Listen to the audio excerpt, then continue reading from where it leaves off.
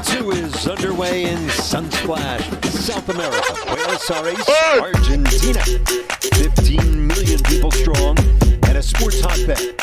They love their golf. And Pilar is the stage. Now in its 10th anniversary, the Latin America Amateur Championship has returned to its original gem. It is a stepping stone for the champion, the winner receiving an invitation to the Masters, the U.S. Open, and the Open. Life-changing. 108 players from 28 countries and territories. The championship is heating up in beloved Buenos Aires. The Masters Tournament in partnership with the R&A and USGA proudly present the 2025 Latin America Amateur Championship. Another warm summer afternoon in Pilar, north of Buenos Aires, though not as oppressively hot as it was on Thursday when temperatures touched 100. Low 90s today, under mostly clear skies. Pilar built 1992, par of 72, the sloping greens. There is some trouble off the tee. We've seen some big numbers. Generally, though, the scoring has been good. Rich Lerner pleased, as always, to be alongside two-time U.S. Open champion Andy Norris, Steve Burkowski, Iona Stephen. Following the action on the golf course, John Sutcliffe has the interviews. Dare I say, Andy, comfortable today. A little bit of cloud cover. It's kept it down about 10 degrees, a little bit more humidity. But a gorgeous day to play golf. Just enough breeze to cause a bit of problems for the players and help cool them off. 108 players, and they will have a cut at day's end, low 50 end ties. And again, at stake, invitation to the Masters, exemptions to the Open and the U.S. Open. Here is the hottest player on the golf course, Waco Luduena from Argentina. Just coming off birdies at 12 and 13 to get tied. He was 8th last year in Panama. 1 of 11 from Argentina in this field, including another contender. This is Segundo Oliva Pinto. Use it all. What a par putt on this par 5. It's the 10th hole, par 5 that can be reached in 2, but there's plenty of trouble. He went out in 34, 4 birdies and the double. There's the par 5 7th. 4 top 15 finishes for the former University of Arkansas player. Back to Luduena, just a tap for par. Luduena is 26, dad a former professional tennis player. Give you a look now at some of the highlights here from the second round. Andy, I think the big story is the big move from the championship favorite Omar Morales of Mexico. Yeah, the top-ranked player in the field. This was a birdie at the 18th hole, making the turn, and then shoots 3 under in the front to get to 6 under, right in the middle of this championship. 67, 12th ranked player in the world.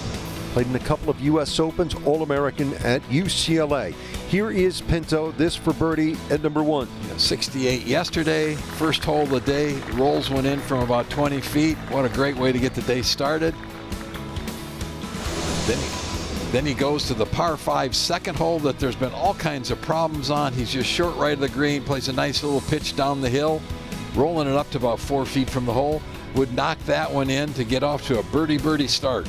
Has a little advantage, local knowledge, played here a lot, including part of the winning team in Copas Los Andes team event that was contested here in November. Now, this is Gabriel Palacios. He's from Guatemala, 19 years old. 147 yards today at the 8th. Look out. Once you miss this green, you've got 25 yards. I'll be okay over there. Nope, it's going to go right to the penalty area every time. But you like to see this, Andy. He played a nice next shot and then knocks this thing in to save bogey, keeps him right in the middle of the championship, ends up 6 under. Yeah, 72 today, even par after opening in 66. He's a sophomore at Utah. Now, Thaddeus Balestrine. Nice way to get the day started. He birdied this 10th hole, which is his first hole. And let's just go ahead and throw it up here on the little slope, spin it down the hill. Oh yeah, 3 under after 3. Whoa. Nice way to get started. Balestrine from Brazil.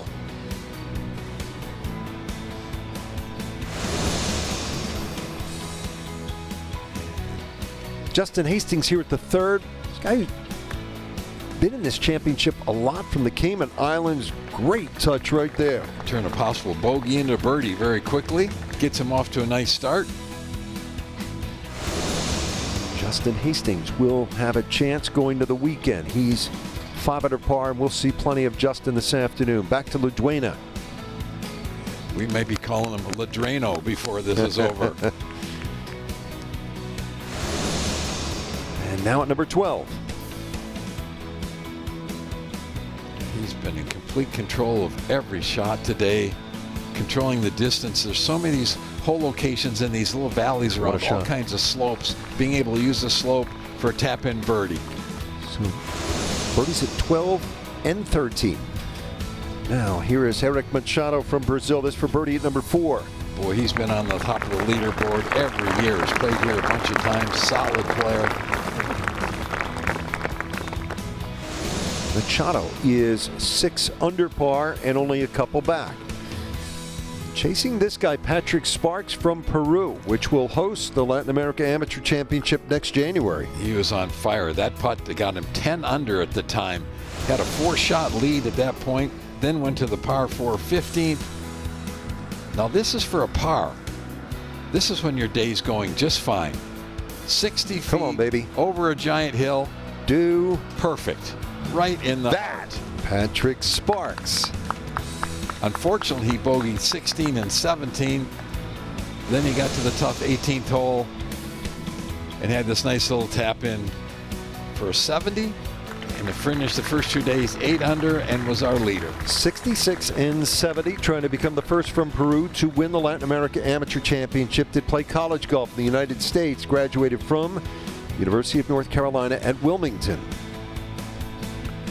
And when he was finished with his round, he stopped to chat with John Sutcliffe. Thank you. With Patrick 8 under, how would you assess your Friday golf? Yeah, it was pretty good again. Managed my mistakes pretty well. I hit it pretty good off the tee, and again made some pretty good putts today again. So I think it was another 10 out of 10 for me. The advantage of playing early, less wind, better conditions? Yeah, definitely playing in less heat than yesterday. I mean, yesterday was pretty tiring. Didn't have as much heat today, so definitely an advantage. How are you handling the pressure, los nervios, the nerves? Well, I'm just trying to come out here and have fun. I think it's pretty easy sometimes to forget whenever you're in a tournament this big to have fun and to come out here and enjoy, so I'm just trying to do that this week. I'm told that as player coach, this week you're not just playing, you're coaching some of your teammates. Explain that to us.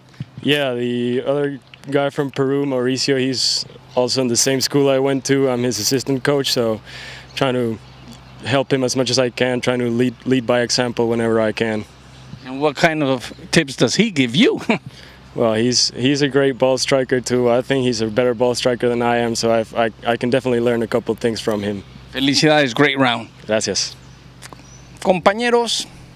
All right, John, would it be something if Patrick Sparks came back to Peru next year with a championship trophy and a chance to defend his title? So Luduena is on fire at the moment.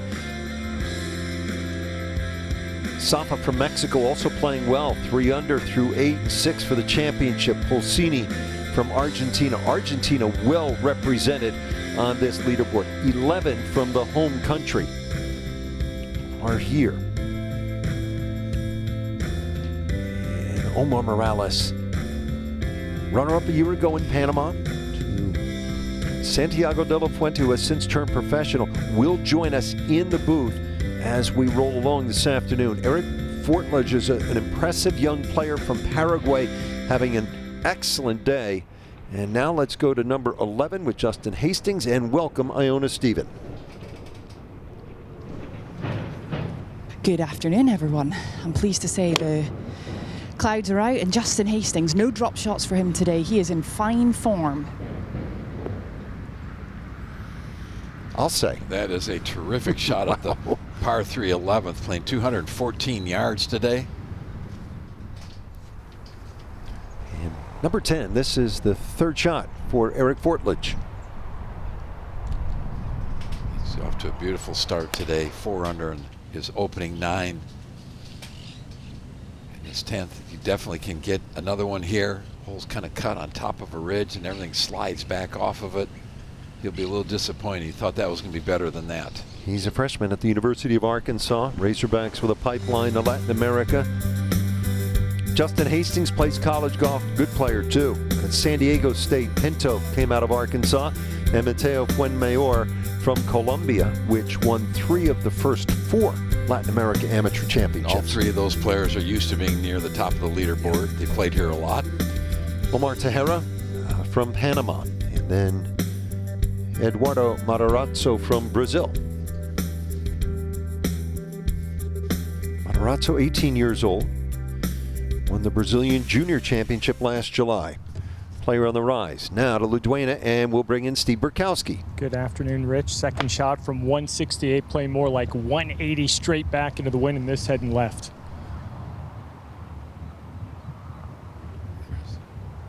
And that ended up in the penalty area, Andy. I thought it was a risky play to go on that line, considering where he was. Wow, that's not a way to finish the day off after being in such great position, taking that kind of gamble at 15. Steve, I mean, do you think, what other options did he have? The lie was great, Andy. His left foot was on the cart path, so he probably had the ability to get a free drop. You could sort of see him work that left heel. The play for me, there really was nothing in his way, but with that wind, the water left, I think, center of the green there, and had to keep it low, so the contact wasn't an issue. I don't think it was an awful decision. Maybe the line in which it went on, he will second guess that for a little bit. Well, that's... Now, Pinto at the 11th. You can see the flagstick blowing in the wind. The wind has picked up dramatically from yesterday. And Rich, this is a golf course that there are tons of birdie opportunities, but there's also a handful of holes that you can make some big numbers on. So we're seeing a lot of scorecards with a double, a couple of bogeys, and 6 birdies. I think we'll see a lot of that. Very few real clean 5 birdie, no bogey rounds. And if you're wondering, 2 big stories on day number 1. Some of the veterans. A 43-year-old Geronimo Esteve of Puerto Rico was so good in the booth with us for a couple of hours. He's 2 over today and 2 under for the tournament. As we give you a snapshot of how well Segundo Oliva Pinto has played in this championship. Every single time he's played here, he's been in the top 15. We've seen him in the groups near the end every single year. He's a talented player, and he's still, a fairly young man. And we're really looking forward to him pulling this off and maybe finishing the deal one of these years. After that, the gorgeous tee shot. Hastings for the deuce to get to 6 under. There will be a little bit of movement from the left down the slope, particularly one.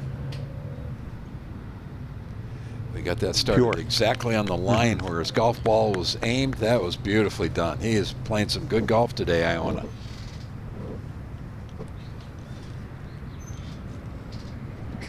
Finished 6th in 2 events for San Diego State in their fall season. That was his 5th birdie so far today. All right, Fortledge to get to 6 under. Up the hill. See how much that's going up, and now it's going to really turn left. It's slowed down dramatically. He's still got a little bit of work to do. And that is what makes this golf course so difficult. The greens have huge undulations, and very much like Augusta National, that if you get on the wrong side of one of the ridges, it's very difficult to 2-putt. Back at 15. All right, let's bring in Steve Burkowski again. Burko? Yeah, Rich, LaDuena's got a rules official coming over, just confirming point of entry into that penalty area. So he's going to wait for one of his playing competitors, Juan Esteban Fabrara, who turned 19 this past Monday. Nice birthday present for the man from Ecuador. And nice shot. And going back to the decision by LaDuena to go forward, Andy, the tee shot was headed right, going right, wind strong off the left, actually got a very fortunate break. Hit the tree, which was just to the right of him, bounced back, which probably maybe enticed him a little bit.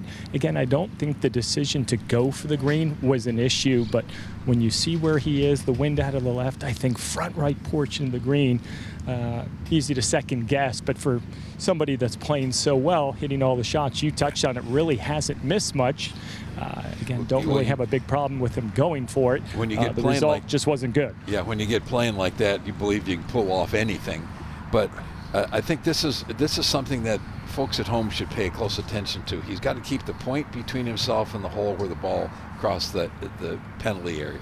So instead of dropping it on the downslope in the rough, you can take it back as far as you want. So he's got the ball back in the fairway, probably trying to find a perfect yardage so he can get the ball up. On the subject of decision making, Andy, you and I stopped and had a chat with some of the players, including the Jarvis brothers. What did you share with them? Well, I think there's sometimes you have to understand when you can take some kind of a chance and when you can't. I mean, with this whole location, this is a perfect example. That's a tough shot to get it all the way back in that corner, but it's a pretty easy shot to put it in the middle of the green. So maybe where there's a lot of problems, maybe you just take it out in the middle of the green, 40 feet, take your 2-putt, make your par, and get the heck out of here. Now he's struggling. How can I get this up and into, say, bogey? There's a reason you won 2 U.S. Opens.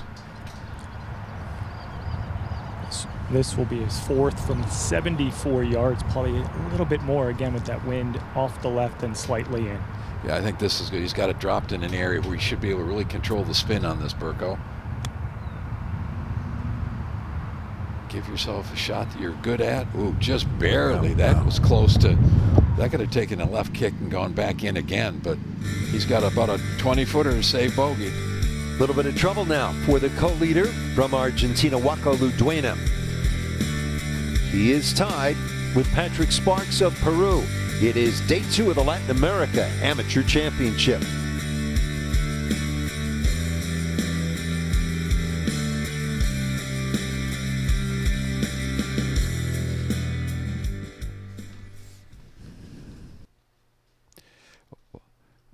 Well, let's go over and look at Stevie at the 18th tee. 3 over so far today, so he's got to make something start happening. And that is a absolute beautiful tee shot right down the heart of the fairway. He's got not going to have much left. Going to be a wedge into this 450-plus yard hole today. And yeah, let's look at 18. Obviously, you cannot go to the right. We've seen some players actually try to hit it past the trees on the left over into the 10th fairway, which gives them a really good angle. But if you take it down that cart path, the ball will run back off those ridges down into the edge of the fairway. Today's hole location, yesterday it was way in the back right-hand corner. Today it's kind of left edge, so that makes it much more difficult coming from that far left angle. So you really want to put it in the 18th fairway today to give yourself a chance. If you can hit a good iron shot in there, you should be able to get it pretty close. Everything slopes off a little bit, just long and left of the hole. Downwind, seeing some really short clubs played in here, where yesterday that was not the case. Beautiful, beautiful finishing hole. Nervy tee shot. And the 9th and 18th holes share that lake we were just looking at. And behind it, a couple apartment buildings, the hotel where we're staying this week. Now let's get to Machado for his birdie attempt. Just barely running it by the high side.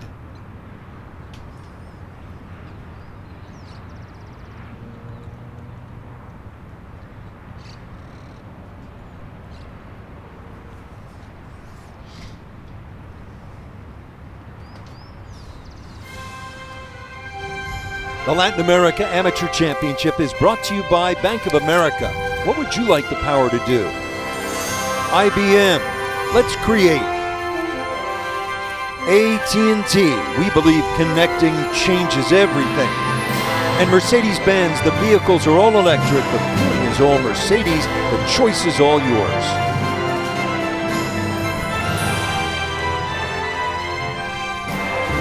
All eyes on the Latin America Amateur Championship. There They're out here like squirrels. I mean, they're all over the place. It's awesome.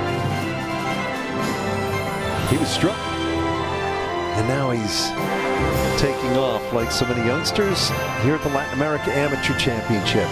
108 players from 28 countries and territories. Argentina with the most at 11. And Juan Morales was runner-up a year ago, and he is back. He fits the profile of recent champions here. You come close and contend, you come back, and ultimately you win. 16 of 17 from Panama have returned. Only Santiago de la Fuente has turned professional. He was last year's winner. And here is Waco Luduena. This for bogey at number 15. Yeah, trying to minimize the damage, Rich.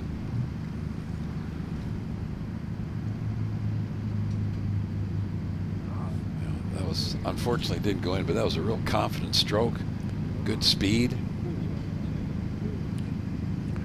And so just like that, Sparks' lead is 2. And from Chile, this is Vicente Encina.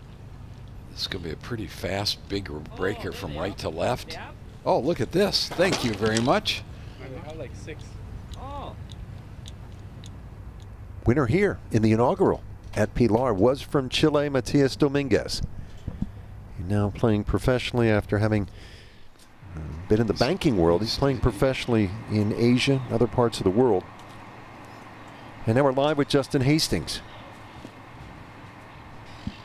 3 solid tee shots here at 12, and Hastings will be first away from a little upslope. It's tough to get it anywhere close to this flag because there's a downslope in front of it. There's other slopes to the back, but really he's going to have to go a little bit long here, perhaps get a little bit of spin if he can. It's downwind, which makes it even harder. He's going for a low ball flight. I like that plate. You know, we've seen a 2 here today, using that back slope and bringing it back down the hill. Some nice artistic play right there. He has gotten incrementally better every year. He's a smart young guy. He shot 71 yesterday. I talked to his mom this morning as he was teeing off. She said he was really disappointed. He felt like he played terrible. So he's looking for a good day today. All right, Luduena trying to clean up for double. Still got 3 holes. Maybe finish with 1 more birdie. Get something positive at the end of the round. He's played such beautiful golf. It's too bad. But that's a perfect example of what this golf course does to you. There's a bunch of doubles out there. Right. Those are the kind of scorecards we've seen. Yeah, exactly. The 2 circles, we've seen guys make eagles, but then doubles as well. Pinto. Similar yardage for Pinto, and it's been a real mixed bag for him today. He had a double on 7, having gone out of bounds. Great bounce back though, and he's still in the fight, pulling putts from everywhere, giving himself another chance here on 12. Lovely, lovely little pitch. Iona, you mentioned out of bounds. The out of bounds, most of these holes isn't really that close, but the roughs and the fairways are so firm. If you get it going sideways and it gets to the trees, there's nothing there to stop it, so the ball will roll maybe 20 or 30 yards further offline than you think. We've seen a ton of out of bounds. Yeah, and you know, the thing, it's out of bounds both sides, isn't it? So it's a scary tee shot there on 7. Fuenmayor. Oh, just a little bit harder, and it gets over the ridge and releases right down next to the hole. He needed another 2 feet, but he will make a good friend that gets to read that putt behind him. Low 50 and ties will make the cut, play the weekend, and currently it is at 1 over. That is terrific playing. This is not an easy golf course. It's a fun course to play. And here's our pal Geronimo Esteve. How good was he in the booth yesterday? He was absolutely terrific. He had an all-time crazy round of golf yesterday. He made 7 birdies and a hole-in-one. An ace. He also had 3 sixes on the card, and 2 were doubles. That was a round of 68. And that's what this golf course will do to you. It puts things in perspective, how much the quality of this field has improved. We're talking a cut of +1, maybe +2 it could get to. It was 10 over when we were here 10 years ago. Yeah, bottom third of the field has improved. There's greater depth now. There were 8 players in the top 200 of the World Amateur Golf Rankings when this championship debuted here in 2015. Now they're 15, and those numbers triple when you go to the top 300 and top 500 in the world. Fortledge for birdie at 11. Putting up a ridge, and now it's going to go back down. This looks good. A beautiful putt from down there. To judge the speed, the greens are running about 10.5. They can't get them much faster than that because of all these slopes. If they got to 11.5 or 12, it'd be impossible. Pilar is north of Buenos Aires, about 40 miles or so. Golf course built in 1992. 11 from Argentina, 8 from Colombia and Mexico. Brazil is well represented. Talk to officials, the RNA, there's potential in Brazil. Some resources there, some golf courses. They're trying to put all the pieces together. And you might see a Brazilian before too long winning the Latin America Amateur Championship, Fuenmayor. Fortunately, that was left as soon as you got it going down there.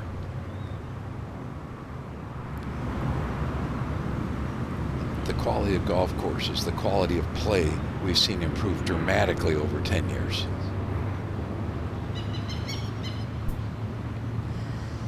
Yeah, I must say, this is a really fun golf course, Andy. It's a playful kind of layout.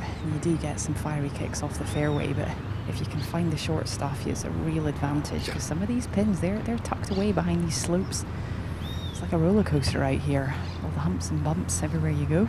You know, it's a really good driving golf course. You think it's a huge advantage for the longer players because they can hit it over most of the fairway bunkers. But it's a course you also have to understand where to lay up and where to play a little bit smarter. Absolutely. You've got to create those angles. And, you know, these hole locations are right now the defense of this course because the conditions are perfect. The temperature today, there's barely a breath of wind. There was a really low score out here today, fellas, if someone is going to step up and grab it. So far, it's been faultless from Justin Hastings. Clemente Silva, by the way, low score of the day. He's from Chile, plays college golf at UCF, shot 66 after opening in 75. Now this is to get 6 under for Hastings in today's round. Yeah, this would be a really good one to grab. Feels like a birdie hole 12. Not his strength. He says himself the putting, but can he find one? Yes, he can. That is gorgeous. We had a beautiful angle of seeing the line on his ball. The ball started right on that line and went right in the middle of the hole. That's 2 really good birdies in a row. He's birdied 4 of the last 5. Justin Hastings trying to make it 2 from the Cayman Islands after Aaron Jarvis won it in 2022. Jarvis, by the way, made the cut at the Open Championship of the Old Course that year. Yeah, great to be in Buenos Aires, Argentina.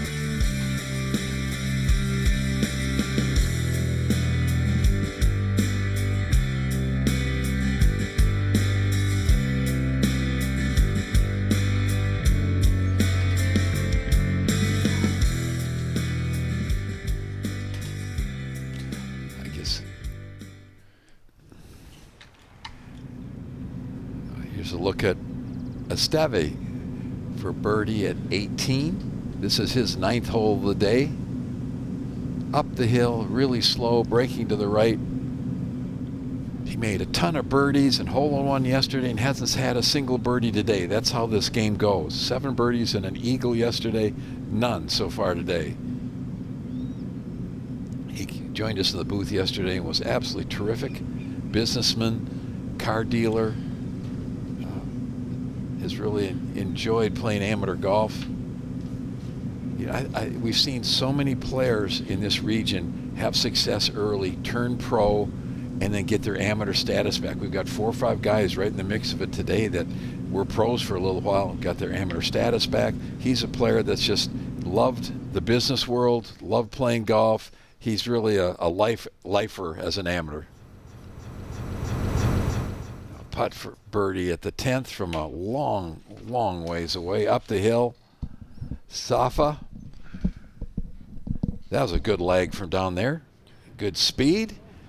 And that's the key. Anytime you get more than 20 feet from the hole, you've got to worry about your speed because you're always going up a hill or down a hill or across the side of a hill. We've seen some putts hit out here that break 15 or 20 feet.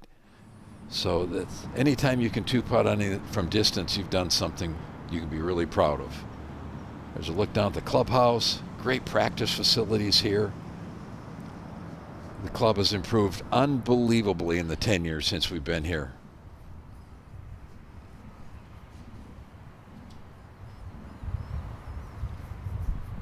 Second round of the Latin America Amateur Championship, and we'll see how Argentina's own Joaquin bounces back after the double bogey.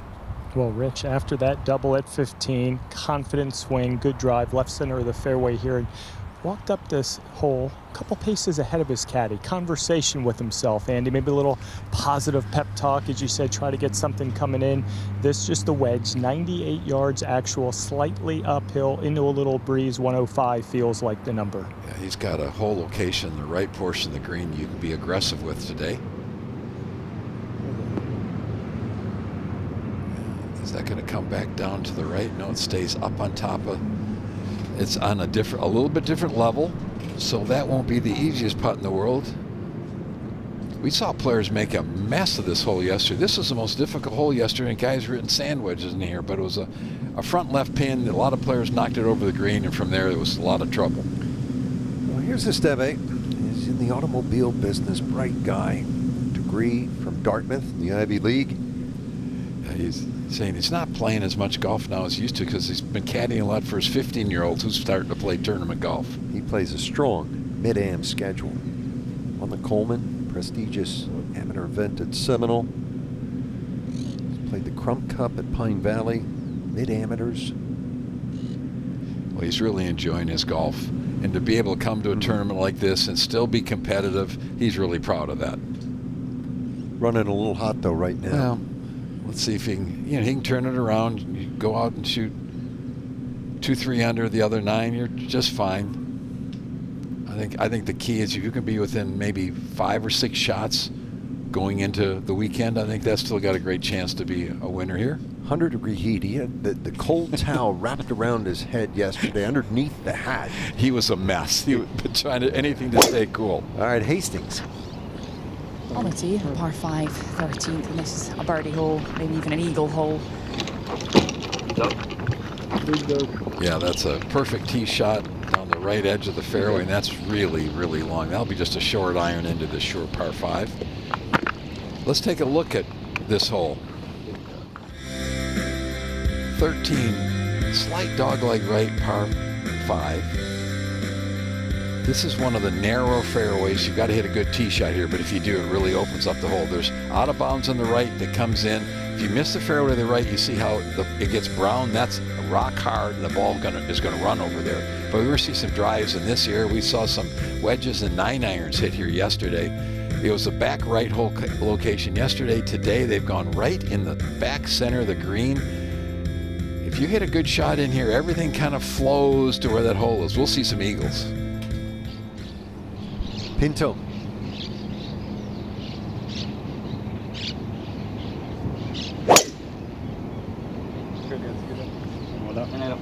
Thanks. That's just exactly where you want it. In the short grass. So Andy's talked about potential for big numbers out on this golf course. How you handle that misfortune, the misplays, says a lot about a young man. So Pablo Lacayo, Nicaragua. How about this, Andy? 89 with a 17 on the second hole and brings it back with 69. Talk about having some pride in yourself and keep working hard, believing that you can do it. I think that's the biggest comeback I've seen in any really major golf tournament. And John Sutcliffe chatted with the youngster after the round. Gracias, Rich. Nunca se debe dar uno por vencido. You never have to give up. Pablo Lacayo from Nicaragua. First of all, take us to your 89 yesterday and a 17 on the second hole. What happened? Well, it was a tough hole for sure. I hit a really good drive right down the middle of the fairway, And then after that, I think it was part of a bad strategy that I missed my second shot on the left side, took a bad bounce, and then after that, everything started going downhill. I hit like 5 out of bounds on the same side, changed clubs, and then same result. But after that, it was just more of like having fun and then enjoying being here and playing this beautiful tournament. But today, I decided that I was going to take that club out of my bag. I switched it for a 2-iron, and then things started to get better today. I definitely changed my strategy on that second hole, made par, few shots improvement, and then I was able to just like enjoy the round and being more present, and then things changed for sure. What does it mean to improve in a tournament so important this week from an 89 to a 69? Well, I mean, it definitely means that I have the game to like be competing. I just need to find my mental game and keep working on that to like make this second round more consistent. But I'm definitely proud of myself, and I'm gonna leave this tournament with a smile. Nunca te rindas, never give up. From Sagrado Corazón University in Connecticut, how do you call it? Sacred Heart University. Ahí estamos. Gracias. De nada. What a nice young That's man. great. Sacred Heart, the Pioneers in Fairfield, Connecticut. Generally, if you're being interviewed about the 17 you made on a hole, you're going to say, after that, everything started going downhill. But give him credit, the 69 today. Recall your very first round on the PGA Tour, Andy. Yeah, I was Riviera, first tee shot at Riviera. I hit out of bounds, re-teed, hit the second one out of bounds. So I understand what that's like, but expect anything. Anything can happen. I ended up grinding it out, made the cut at Riviera, then ended up playing with Arnold Palmer on Saturday. So what a week that was, from your first 2 shots out of bounds to Arnold on Saturday. What'd you make on that opening hole? I ended up making a 7. I made an eagle on my third shot, my third ball. Best 7 of your life? As good as the 7 that Vandeveld made at Carnoustie. Every single player who's ever played this game has had holes like that. Here's Fortledge, second at 12. Pretty swing. That's one thing, Andy. You walk up and down the range, and I know you've echoed this. The eye test, the swings look good. It's amazing, the improvement. We had some players. The highest score that's been shot this week was an 89. His 89 with a 17 on one hole. We had players that shot in the hundreds here 10 years ago. So this is doing exactly what the Masters, the R&A, and the USGA set out to do, to improve the quality of golf in this region. Luduena for birdie. Looking to bounce back, first half of this putt uphill, second downhill, should move right. He's got some work now. Fast downhill, left to righter. Ooh.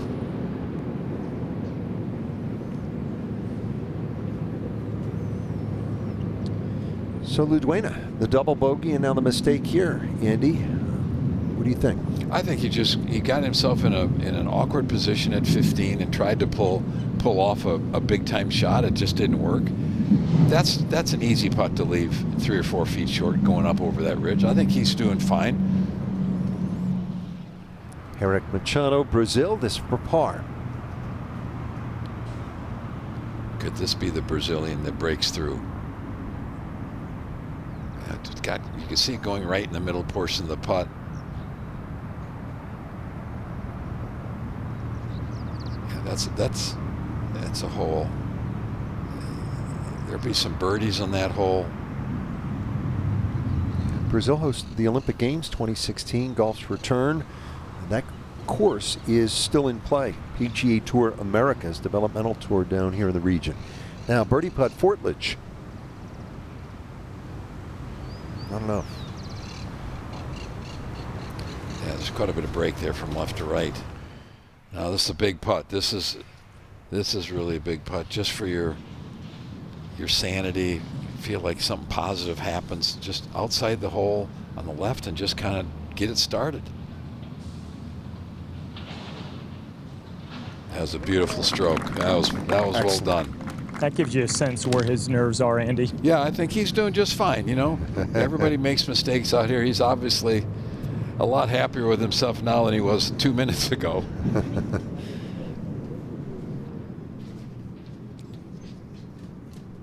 So we're back. This is the 10th anniversary of the Latin America Amateur Championship. It all began right here at Pilar in 2015.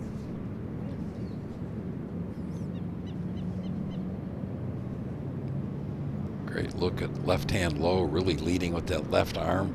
Beautiful stroke.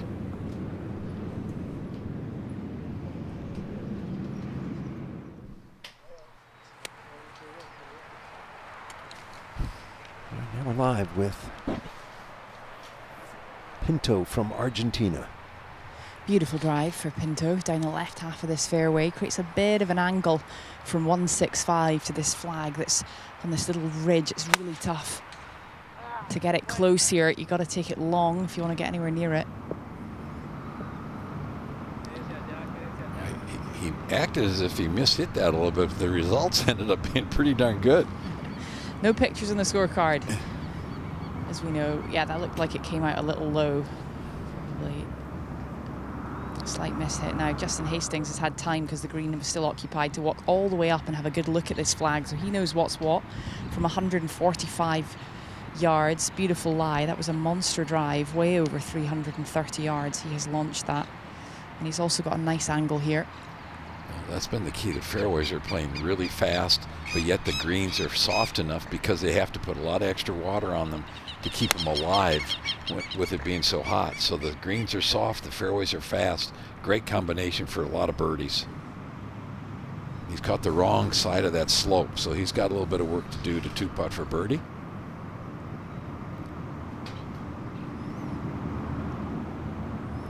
Still great day for Justin Hastings of the Cayman Islands. Already 6 birdies without a bogey, and he is at 7 under and within 1 of the lead. It is day 2 of the 10th playing of the Latin America Amateur Championship from Pilar outside of Buenos Aires in Argentina.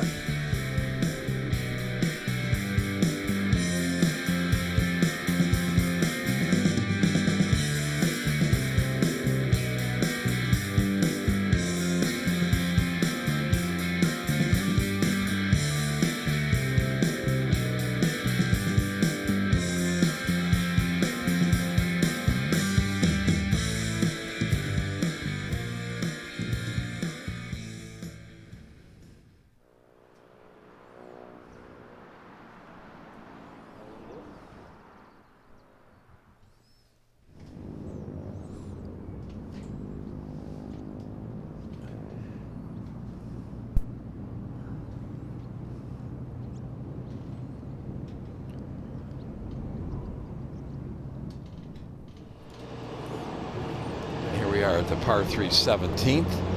Really difficult hole location. Believe it or not, this 147-yard hole has been the #1 most difficult hole in this golf course today, because anything short or short right or short left, the ball will go down into the penalty area. So you're being aggressive, hitting it past the hole, then he brings 3-putt into play. This will be a really good shot to see how he handles this. 147 yards, Andy, into the gentlest of breezes. I think he listened to what you advised. Yeah, that is the proper shot. Maybe that's 20 feet further than you would have liked it, but it's on the green. He's going to have now one of those, long 50-foot lag putt kind of putts. Here's a great look at his golf swing. Really all timed up beautifully, gets to his left side well, gets that left hip out of the way, stays down through it. That is really, really a good swing.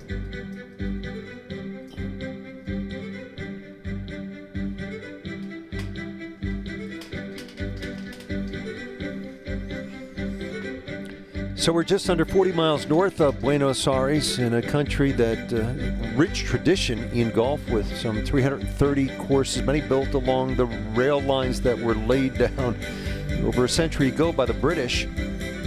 Home of the Argentina Golf Association right here. The R&A with offices here. Mark Laurie, our great friend who's done so much for golf in the region, is based here, and this is their second time hosting.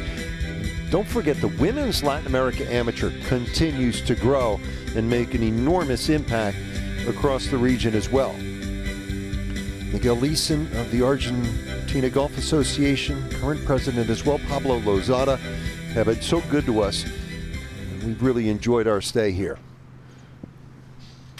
And hats off as well to Matthias Romilly, the superintendent, for 13 years. Outstanding presentation of Pilar Golf Club. Now Hastings, this for Eagle. Yeah, really good chance here for Hastings up the slope. It's going to be very slow, this putt, so he's going to have to give it a good wrap. And just chatting to his family, some of his supporters on the sideline here, they're saying this is the part of the game he can struggle with a little bit, just the tempo in some of these mid-range putts. But this would be a brilliant one to grab.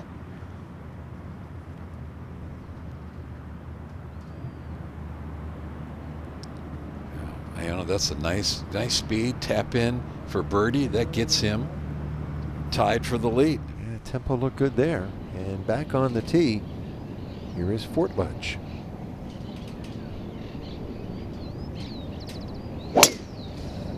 Yeah, he did pretty good. 4 under in his round today. But if you feel like it, with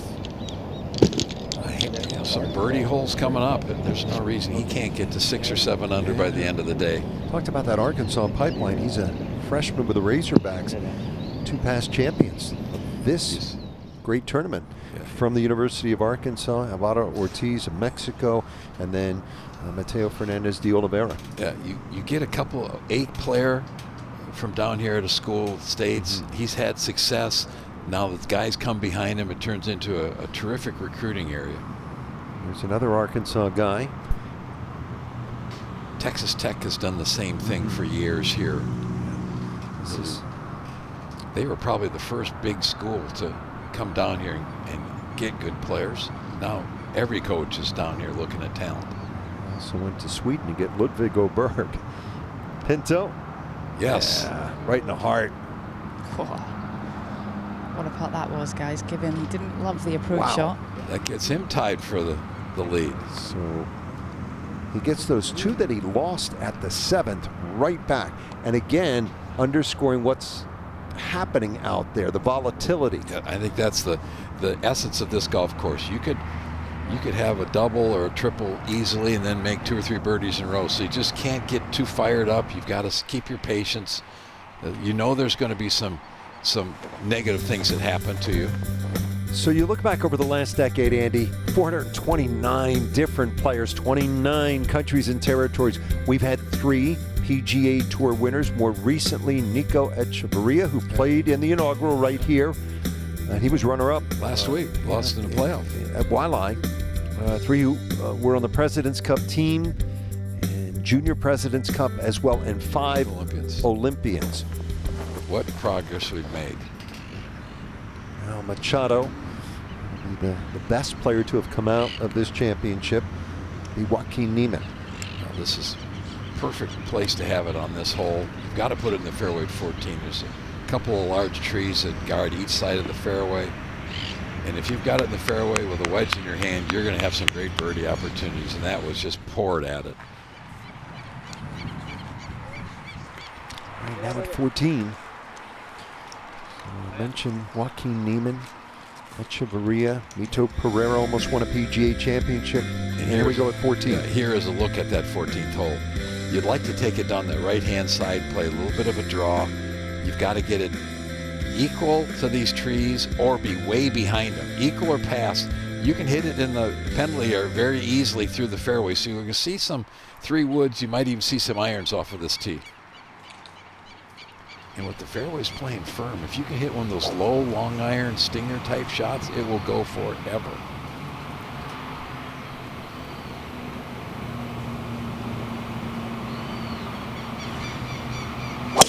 Pinto with this on-off follow-through. Doesn't like it though.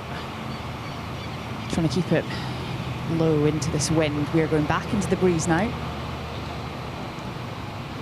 It's going to be in the short grass, I believe, but maybe that tree's going to be in his way. Yeah, there's a bit of trouble both sides here. There's a big old tree down that left-hand side, and if you take it down the left, you get totally blocked, especially with the flag today that's cut over on the left-hand side. But you can get in all sorts of trouble if you go too far right. It's kind of a generous fairway, especially when you've got a driving iron in your hand. Here for Hastings, and he hits this club so beautifully. The sound that comes off it. Brilliant ball striker. That's the strength of his game. Quality ball striker.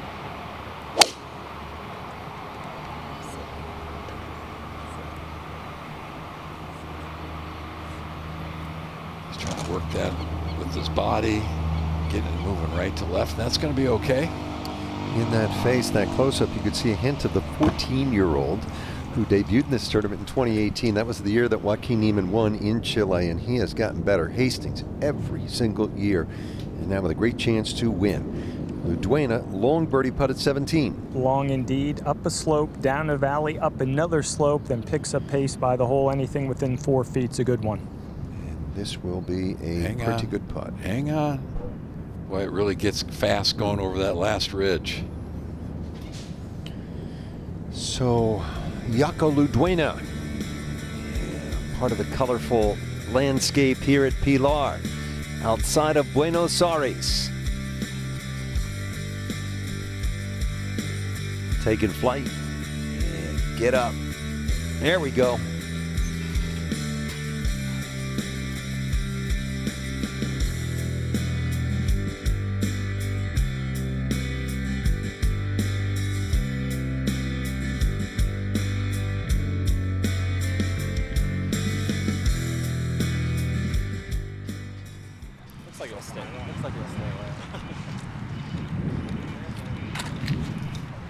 We've got 2 players in this group now tied for the lead. Iona, what have you thought, kind of overview of these players so far today? Well, Fuenmayor is obviously on the wrong side of the cut, so he's having a bit of a battle, but as we know, there's plenty of opportunity in this back nine, so don't give up on him just yet. Justin Hastings, it's been flawless, looking very, very solid. Had a nice chat with his mum, Nicola, who's out here watching, and he's got his dad, Rich, on the bag, so it's a real family affair out here on 14 right now, and it's just great hearing the stories. As you say, he was 4th last year, and his results are trending year on year. So I'd keep your beady eye on him as a favourite into the weekend for sure. And then Pinto, you know, he's kind of an unorthodox player, Argentinian, got a bit of flair, but he's a cool customer. He's got the bucket hat on. You were talking a little bit about the ladies' golf there, and a former champion of the ANWA tournament, which is something that we've come to love at Augusta National, Anna Davis. He's given me kind of Anna Davis vibes with the bucket hat.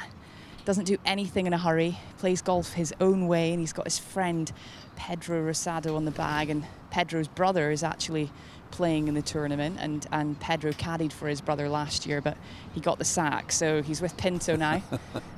And they're doing pretty well. Oh, that's pretty neat. These guys are, we've seen them. Oh, that's not good. That's not good. You see that.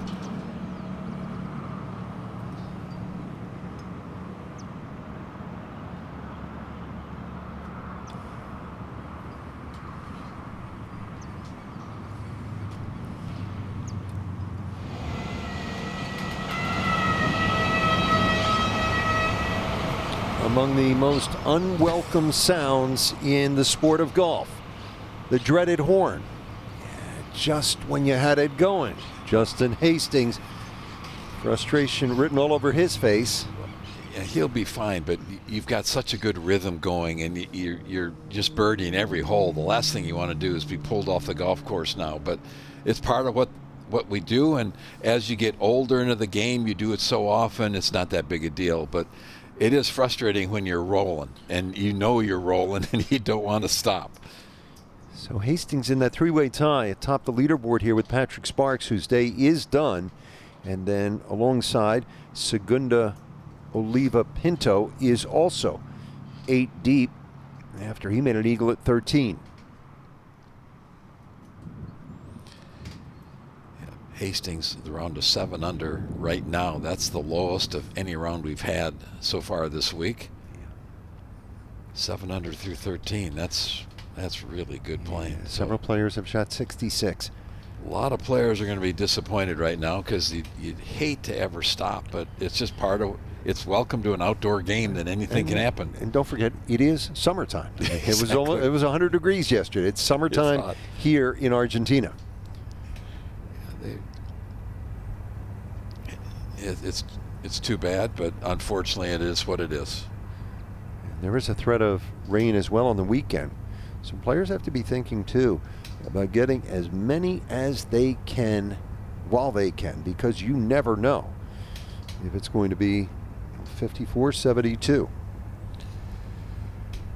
The outlook is I think it's okay to get today's in. Tomorrow looks good. There's the long-term forecast for Sunday doesn't look very good. So if you're near the lead, you want to be leading whenever we stop play at the end of any day. Yeah, that's too bad. I'll head back to the clubhouse. Nice and cool. Plenty of good food.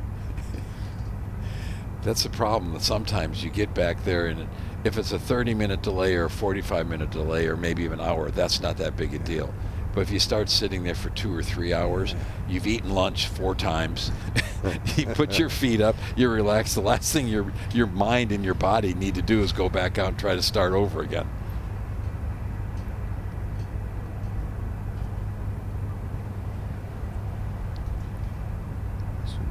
The key here that's very important, as a wily veteran would know, you need to get in there first and get a good seat in a good location.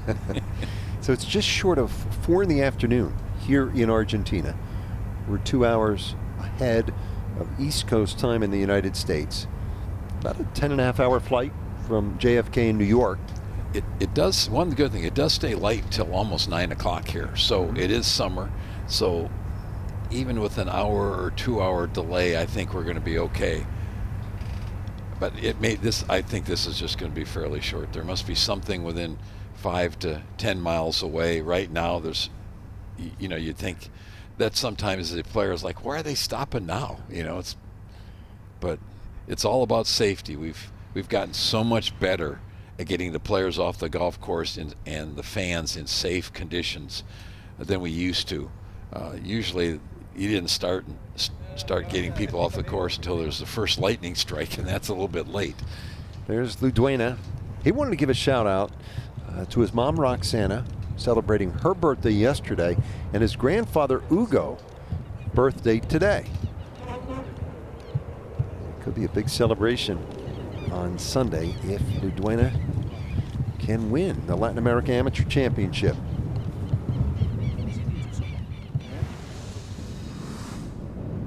This was Luduena just before the horn sounded. This putt for par at 17. Oh. So that's a 3-putt bogey. That's one of the reasons that hole's been the most difficult hole today, is if you get it past the hole, the putting back down is difficult. If you come up short, the ball spins down into the penalty area. So he's played his last 3 holes in 3 over par. And he's back at 5 under. And 3 off the pace. So we'll have some highlights. We'll get you caught up. Give you a look of what's happened so far in the second round here, the Latin America Amateur Championship. And this really, I think, the big story of day number 2 is the move from the favorite, Omar Morales of Mexico. Yeah, that was at the 18th hole. That was a birdie to get to 3 under, and he shot 3 more under on the front 9. So he's got in the clubhouse at 6 under. After a 67 today, he's 12th ranked player in the world. Now, segundo, Oliva Pinto, quick start for the Argentinian. That was his first hole after shooting 4 under the first day. After a 68-2 open, Pinto, quick start here in the second round. Little local knowledge here, Andy. Really familiar with this golf course. Well, this is the home of the Argentine Golf Association. All their best players play a lot of golf here, and I think that gives them a huge advantage as we go through this week. And in great shape. He's tied for the lead. Now, Gabriel Palacios, Guatemala, sophomore at Utah, and this one, look out. This is what can happen at the 2 par 3s, 8 and 17. If you miss the green, it looks like there's a lot of grass there to play on. It rolls down in the penalty area, but another good tee shot, and then goes ahead and knocks it in to save bogey. He ended up finishing 6 under. He's in great position. That is one of those rare good bogeys. Just the way he battled. he is right in it, Palacios, after a round of even par, and he opened with 66. Here's Matias Balestrin from Brazil at the 12th. He birdied the 10th and plays. Come on, baby. Perfect. Yes. Nice little 3 under after 3 start. Has a master's degree in architecture. He understood the angles on that one. Exactly. That's Justin Hastings. Long at 3. Well, what a great way to make 3 after put yourself in position. Maybe you could make it 5 if you're not careful. Save some 2 shots. That kind of day after opening in what for him was a disappointing 1 under 71. He was 4th last year in Panama, playing well at San Diego State. Now, this is Waco Luduena from Argentina. A little bit of that Argentine fire. He was 8th in Panama a year ago. Now at the 12th is a second shot. This is a hole. We just saw the hold out from the fairway. There's a little bit of backstop behind it. You throw it back, the ball's going to come back down near the hole. Perfectly judged tap-in birdie. So Luduena has given a few away in the last few holes. Eric Machado of Brazil. We've seen him every single year he's played be in contention. Such a solid player. 6th Latin American Amateur Championship appearance, 27 years old. Machado is at 5 under for the championship. Here is Patrick Sparks of Peru, which will host the 11th edition of the LATAM next year. That got him 10 under at that time. He had a 4-shot lead. And Rich, this is when you know things are going well. This is a par putt from about 75 feet over one ridge, through a valley, back over another, down a hill, and it went in like it would go in a thimble. Nice par. Easy par. Looked like a 4 the whole way. Played his college golf at University of North Carolina, Wilmington, recent graduate, 23 years old. Unfortunately, he bogeyed 16 and 17. Now this is to finish up a par 70 round and get in the clubhouse at 8 under. Great start. Rounds of 66 and 70 for the 23-year-old Peruvian. But again, just short of 4 o'clock here outside of Buenos Aires against those darkening skies. The horn has sounded, threatening weather in the area, so play suspended for the moment. We've got plenty to talk about because the championship favorite, man who is sitting right there after a 67, Omar Morales, has dropped by the booth. We're going to chat with the talented young man from Mexico when we come back.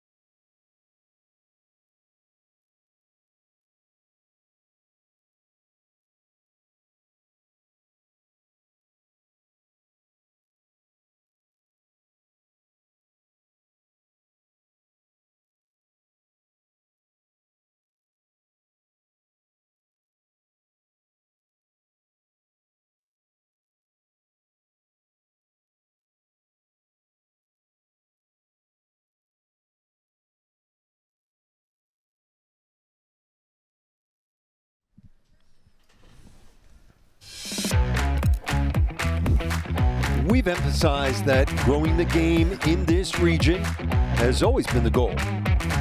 So why not use this week's players as the ultimate teachers to pass the torch to the next generation of golfers?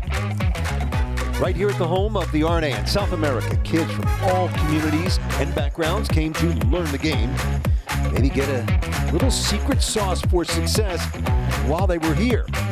It's the mission of so many involved in this championship to start at the grassroots level and build a successful program one day at a time. And Andy, if you see someone from your academy, your hometown, your country playing in this championship or playing on tour, one of the professional tours, your horizons begin to expand, don't they? This is exactly what the Masters Tournament, the RNA, and the USGA thought could happen in this region. And you can't thank them enough for their foresight and their support financially and every other way. It's helped grow the game. There's more kids involved. The golf course maintenance is much better. Just work on your swing while you're just kind of hanging out watching. I have never missed a shot swinging an umbrella, swinging a bottle of soda, whatever it is, a microphone. Many times when I'm waiting for an interview, I'll just be swinging the microphone, and it's perfect. Anyway, drivechipandputt.com, that's where you go for more information on another exciting youthful initiative, Drive, Chip, and Putt, and the chance to compete at Augusta National. Always thought, imagine being 11 years old and having your name on that leaderboard where we've seen Tiger and Jack Nicklaus and Ben Hogan. And maybe someday, man who is right there in this championship, Omar Morales. And he's joined us in the booth. And Omar, thanks for being with us. What a pleasure it is. Thank you, Rich. Thank you for having me. So how about your round as we look at your scorecard today? Yeah, I started off on 10. Not the best bogey on 11, but got things going after the birdie on 12, and then 45-footer on 13 helped. And yeah, just kept it pretty steady from there, and pretty solid round, I would say. You were very confident yesterday. I thought that was really important after your 71, that I'm in good shape. There's no reason to panic. there's still a lot of holes to play. I think that's a terrific mindset you have to have when you're trying to chase down leaders. I agree. I thought yesterday I could lose the tournament, but I couldn't win it, and I just had to be within striking distance to shoot a good round today, and be in good position over the weekend. The key is you did shoot a good round today, so you're right in the middle of it. You're exactly where you want to be. Yeah. I mean, anywhere within striking distance going into the weekend is a good position. You obviously don't want to be too far behind, but I think I'm in good shape. Omar, what's the buzz on the Latin America Amateur Championship in the amateur ranks in your travels? Yeah, I mean, it's a very important tournament. I mean, my prep started shortly after we got done in the fall season, after October, and I've been thinking about this tournament for 8+ months, even more. Yeah, it's a buzz for sure. One of the things I thought was really cool is that of the top 17 players from last year, 16 are playing again this year. The champion that went on to turn pro has gone. So that really shows me that the guys really think this is super important, and you're going to stay amateur as long as you possibly can to try to win this thing and get in those 3 great championships. Yeah, I agree. I mean, I think everybody looks forward to this tournament. I'm one of them. And yeah, like I said, I've been thinking about, ever since I got knocked out of the USM in the round of 16, I was thinking, maybe I win Latin American Am. Okay,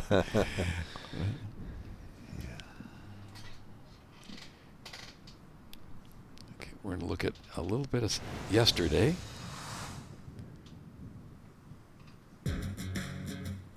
What do you try to do with your golf swing? What's important? Just try, especially right here with the driver, get a deep turn in the backswing so I get in a good position, and I like to fade the ball. So if I get short, it's most likely that I get very, very across and under it. So just try and get it a very deep, full backswing, and usually goes well from there. How's your ball speed, swing speed? I'd say in these temperatures, cruising at about I don't know, like 123 in ball speed, like 180 to 86. Length not a problem for you, is it? No, not necessarily, no.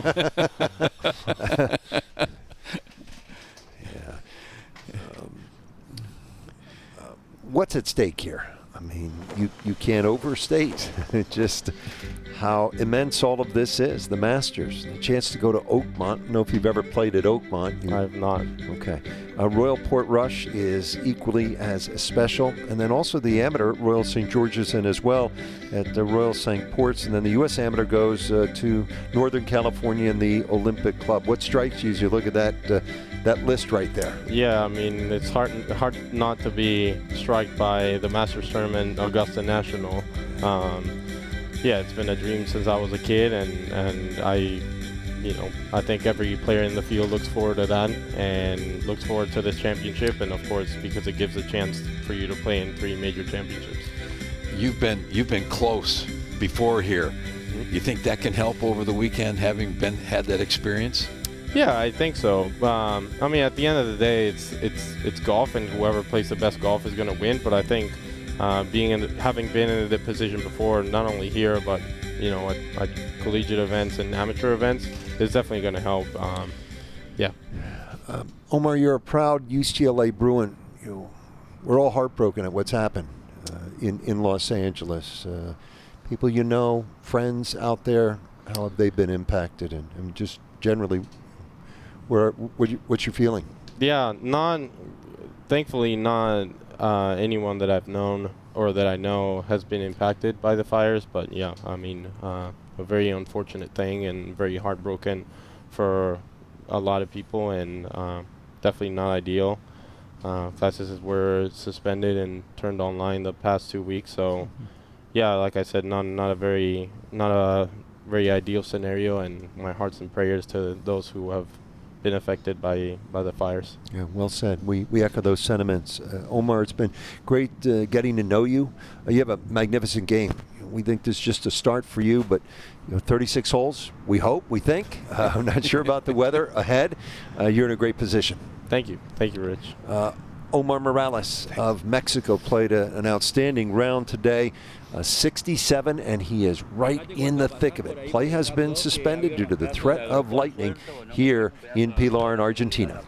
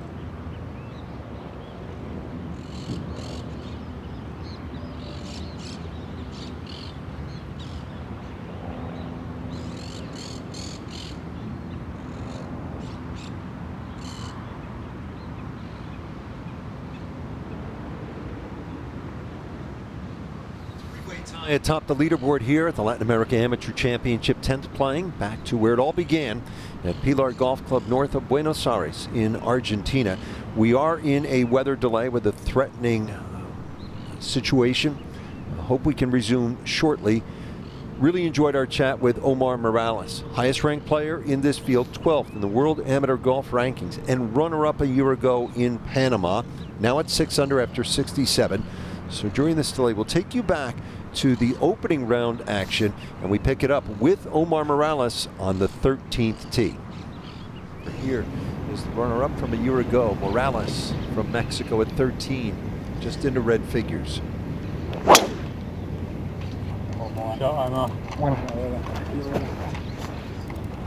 With a good tee shot here at 13, it turns this into a 3 or a 4 hole, and that is a bomb. That is absolutely perfect. You're laughing, That you know? is so deep. It's unbelievable. He's gonna have wedging. Yeah, now at 11, Fernandez for birdie to get to -3. Yeah, after that great tee shot.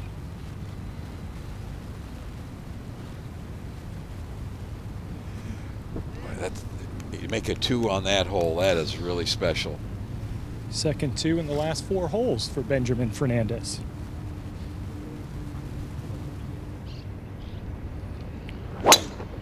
How about this 13th hole, Geronimo, as we watch Javier tee off? Yeah, the tee ball's so important because you know if you just hit a solid one in the fairway, you're gonna get home in 2. So, little extra pressure off the tee ball, but it really is sets up nice wind off the left down.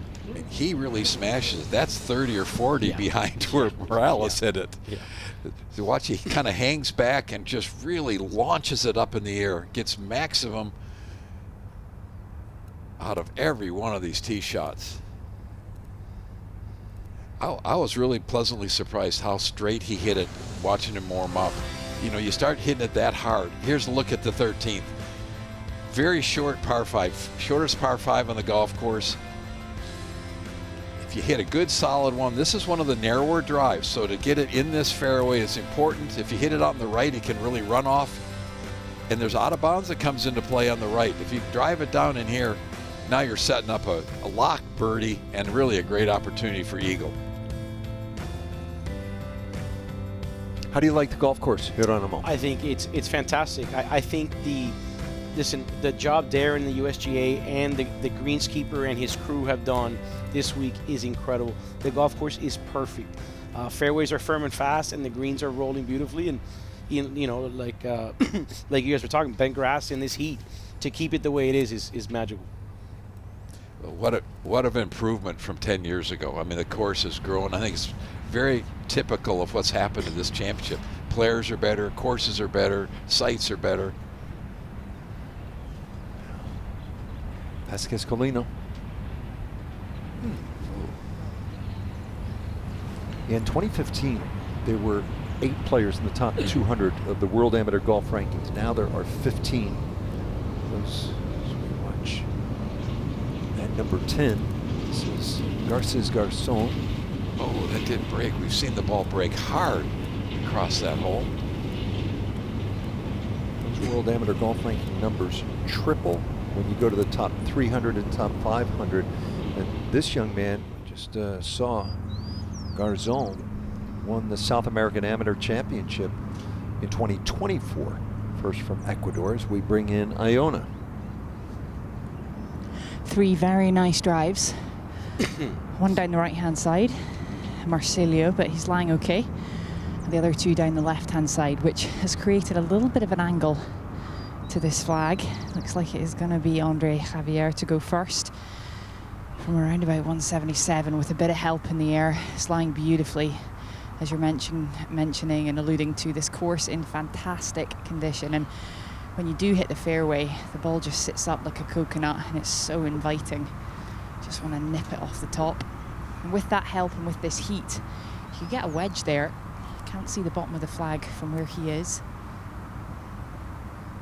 Got to trust the number. What a shot. Oh, beautiful play. Another hole location is tucked 4-5 from the edge.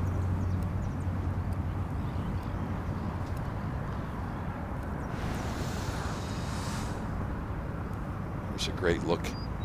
Really drives his legs, keeps the angle as long as he can, and then just lets it go. doesn't hang back anywhere near as much with the irons as he does with that tee shot.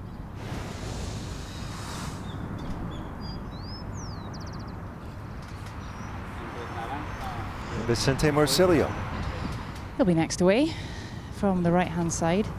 Nothing in his way, really. From around 158 yards, ball sitting up nicely. Needs to be a little bit careful it doesn't come out too hot. That flag that is tucked over on that right-hand side.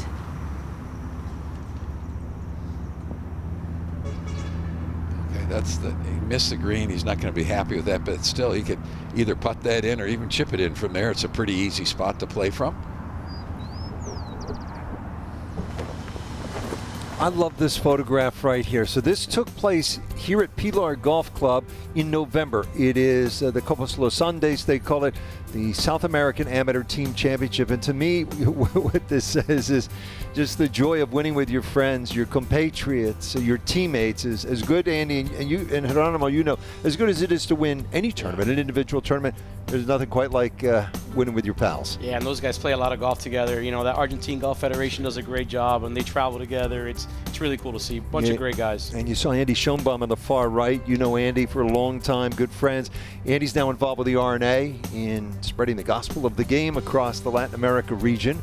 And here now, good showing for the Argentines. Waco Luduena is going to be turning professional very soon.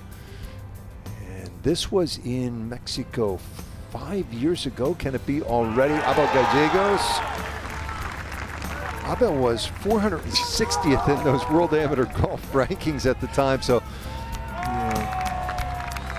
and then Mateo Fernandez de Oliveira, who is 34th in the WAGR, becoming the second Argentine to win.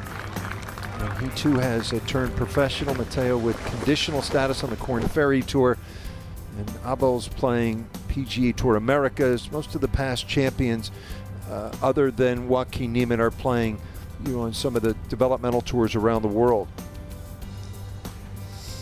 Rich, I thought the fact that we had 16 of the top 17 players this year from last year, the only player that's not here was the winner. It just shows how important this event is, that the players keep coming back and keep coming back. And there's so many opportunities. Morales. 154 yards for Morales. Beautiful lie. Kind of like hitting gap wedge into these par fives. That usually helps. Back at 12, this is Rossler. From 93 yards, wind off the right slightly in. See how close you can get it to that back right hole location.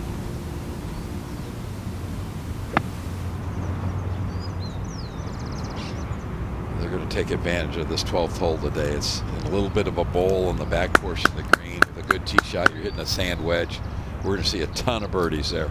Yeah, it's a tiny area, but you know, you have 70, 75 yards in, so you kind of take it on. And we've talked earlier about how narrow some of these little areas are, but if you get in those areas, you can make birdies. Yeah. A lot of looks. So while the players get set up, so Geronimo, you play a vigorous amateur schedule, but so what's your line of work, first of all? Yeah, Just give people a sense of how you get it all done. I'm in the car business, yeah, and I've been blessed to be able to play a lot of golf the last couple of years. You know, fortunately, this last year I played a lot less. My son's 15, and I think I caddied for him more than I played, which is okay by me, man. You know. Good player. Yeah, he's getting a lot better. It's fun to watch him. He's keeping you young because he's going to beat your tail if you're not careful. Actually, the other day he tied me, and that's the first time. And, yeah, so that's an awakening. Yeah, you're going to go hit some more balls. Yeah, you played golf in the Ivy League at Dartmouth. You've played well in the last couple of years. I mean, you played in the Amateur Championship, the Western Am, the U.S. Mid-Am. You won the Coleman Invitational at Seminole in 2023. You played in the Crump Cup at Pine Valley. Yeah. You're doing all of it. Yeah, it's been a fun ride. It's mid-amateur golf is phenomenal. Great bunch of guys that kind of play these tournaments, and it's fun. These guys, you see them, you know, once every 2-3 months, but you spend so much time with them. They're like your best friends. You know? You feel like you have a good crack? I mean, we're just underway, but there you are on page one, only 2 shots back. Yeah, actually, Andy mentioned that, you know, that the guys that have a lot of distance have an advantage. You know, I'm going to disagree with you. This golf course really sets up. Yes, you have to hit it, you know, carry it 280s right, but for an Omar Morales that hits at 320, 330, it really isn't an advantage out here. I think this golf course is actually a second shot golf course. I think it's really important how you understand how to use your link. And we saw him hit iron off of the 10th hole, which I think is a real mature. Guys that are long, the best part of being long is it gives you other options. Now, are you smart enough to use those options? That's exactly right. I think this is a thinking man's golf course. I think you just said it. You have a bunch of different options off the tee, and you have a bunch of different options with your trajectories into the greens. And I think whoever kind of solves that riddle, is going to have a good chance. Stamina could be a factor too in this heat. Yeah, absolutely. I almost died today. Okay. Now Morales, this to get to -3. He's going to move off the right here, off this little ridge. He's seen Vicente's ball, so he's got an idea of the line. He's been 1 over par a couple different times in his round, and now all of a sudden you're getting it going the right direction again. So just patience is really important this week. It's going to be hot. You're going to hit some shots that maybe mentally you're not 100% with, so you got to just keep fighting and fighting. Another Argentinian. This is Leandro Mihaich. Coming right off of a pretty good-sized ridge. Great looking speed. Oh, wow. Wow, good putt.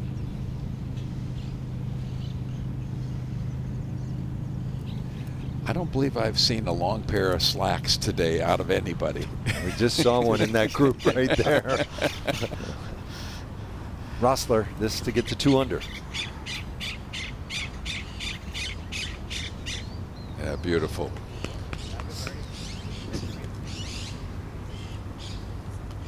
Now ahead to 13. Andre Javier, this for eagle.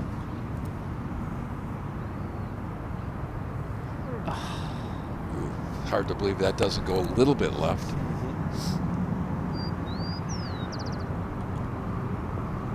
Love those tap-in birdies, though. Now he's disappointed, but so there's a lot of opportunities on the back nine to score. Hit on a moment, just the significance, the beauty of this championship, the Latin America Amateur Championship. You get around the region, you talk to the players. What's the buzz? It's the whole vibe, I feel, is an attitude of gratitude. We are so lucky, so incredibly grateful that we get to play for this opportunity. I mean, nobody forced them to do it. It's something that came, out of their own volition, and it's awesome, life-changing for these kids. Absolutely life-changing. I like to say, we hear this slogan a lot, growing the game, but the Masters Tournament, the RNA, the USGA, they put soft spikes on the ground. They've invested in the future of the game. And you have, guys like Joaquin. I mean, Joaquin winning in Chile was like a big deal, because he's a real superstar, I think, and it's awesome. Yeah, without a doubt, Puerto Rico, I see it at home. More juniors playing. They're really working hard at it. They want to play in this tournament. All right, Chris Richards Jr., Trinidad and Tobago. Any other countries that jump out to you that you think are in the future going to be a force?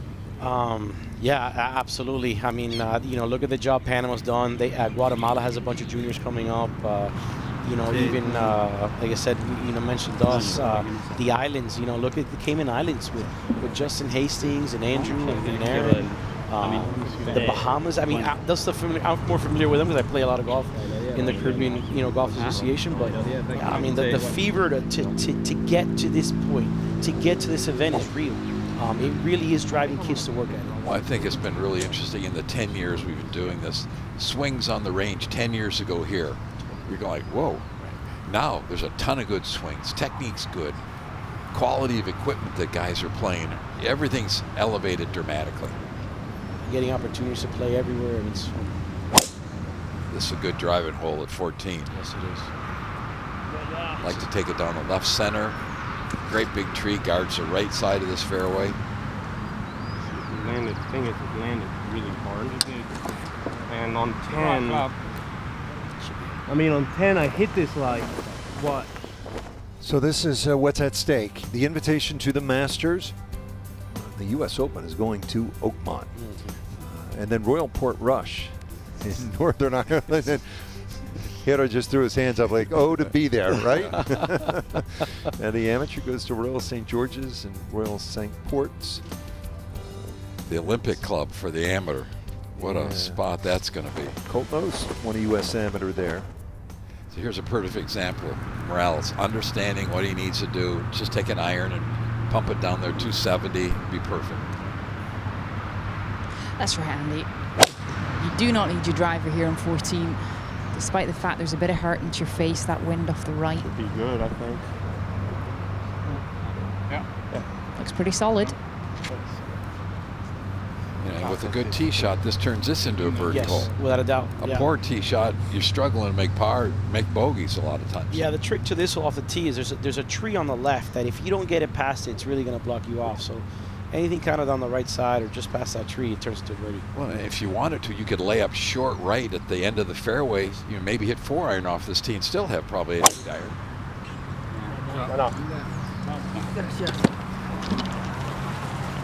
Pick that one up. This must be good.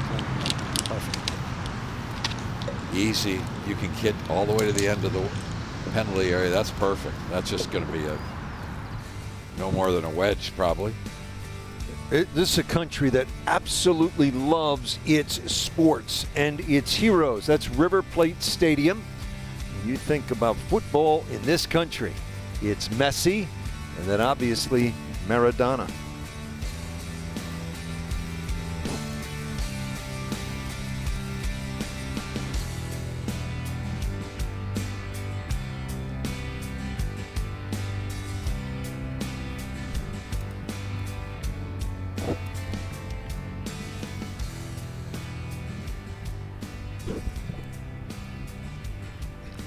Let's take a look at the par 4 14th. This is a beautiful, well-conceived par 4. Puts a lot of pressure on you on the tee shot. You can take it out well to the right so that if you do hit it, you still can work it around the trees, or you take it all the way down here, very close to the penalty area. If you hit a good tee shot down at that end, it really turns this into a birdie hole, even though it's 446 yards. Today the hole's cut way in the back left-hand corner. Another one of those 4 or 5 paces from the edge. You've got to be, if you go a little bit too far left, you got some problems, but you get some help from the slope back there, so you can be fairly aggressive. You want to get it on that upper level. Anything down shorter to the right becomes a very difficult putt.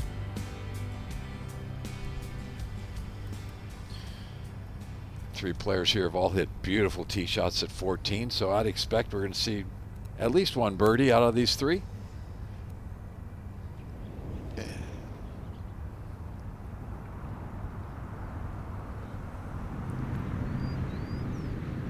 A lot of wet towels you'll see around players' necks. Try to hit and then go find some shade while your playing partners are hitting. Anytime it gets up over 100 degrees and it's just red hot sun out there, there's no clouds. It's like being an ant under a magnifying glass that you did as a kid. I'll tell you, you say that. This, for some reason, this green is one of the hottest parts on the golf course.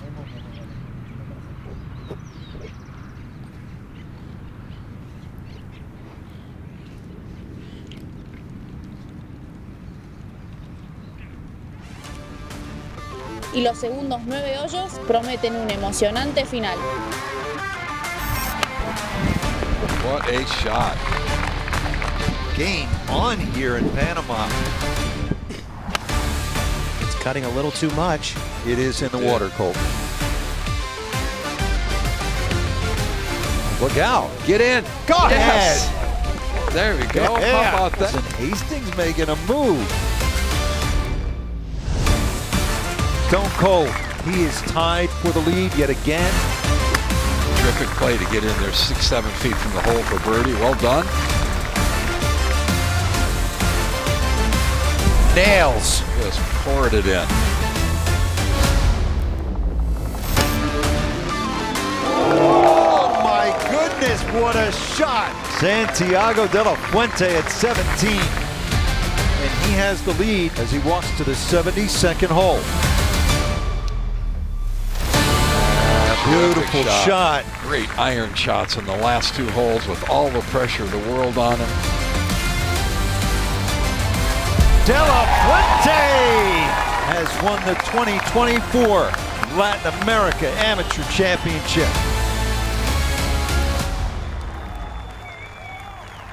Fellas, I'll admit it, I just love to say, Santiago de la Fuente joins this distinguished list of Latin America Amateur Champions.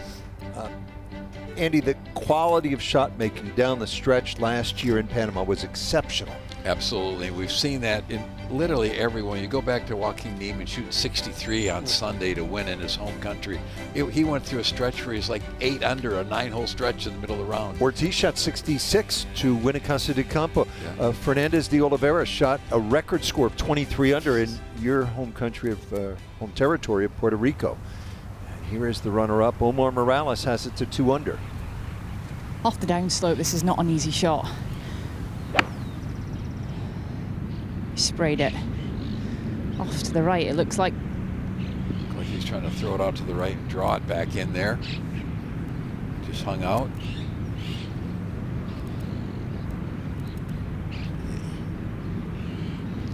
Now the ball's sitting down a little bit over there on the right-hand side from Marcilio in the rough, but it's a nice angle to this flag, which is very close to the left edge. With the wedge. Stalling a bit in the wind. And that's going to be a tough 2-putt. There's not just one mound, there's 2 or 3 mounds he's got to come up over and go sideways. 2-putt from there, you're going to be very happy. And it doesn't break right at the end like it looks like. It really kind of hangs left. Get it within 4 or 5 feet, there will be a pretty good putt. Yeah. Andre's in a perfect spot here. Oh, just textbook. In the mayor's office, off the tee for Javier from 147, wind off the right. Brave man that can get it all the way back there. And that is the one place you do not want to miss it. He's going to have to land it on the downslope. If you land it in the fringe, or you have to throw it way up in the air and land it on the green, hopefully get it within 4 or 5 feet and save a par. Second for Rossler here at 13, the par 5. From the center of the fairway, 187 yards to this whole location. He's got a nice action. Back right hole location. Can he get it back, squeeze it back in there? Beautifully done, yes.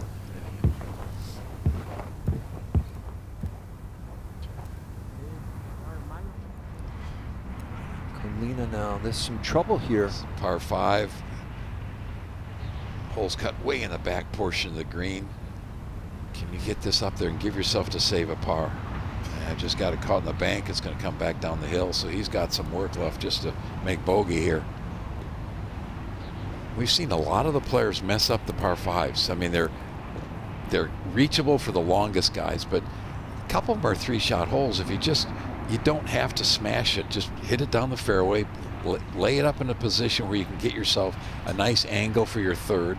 And I think the 7th is one of those holes. We've seen some players hit out of bounds. They've got it inside the golf course, out of bounds down the right-hand side because they thought it would be dangerous for players going up 2.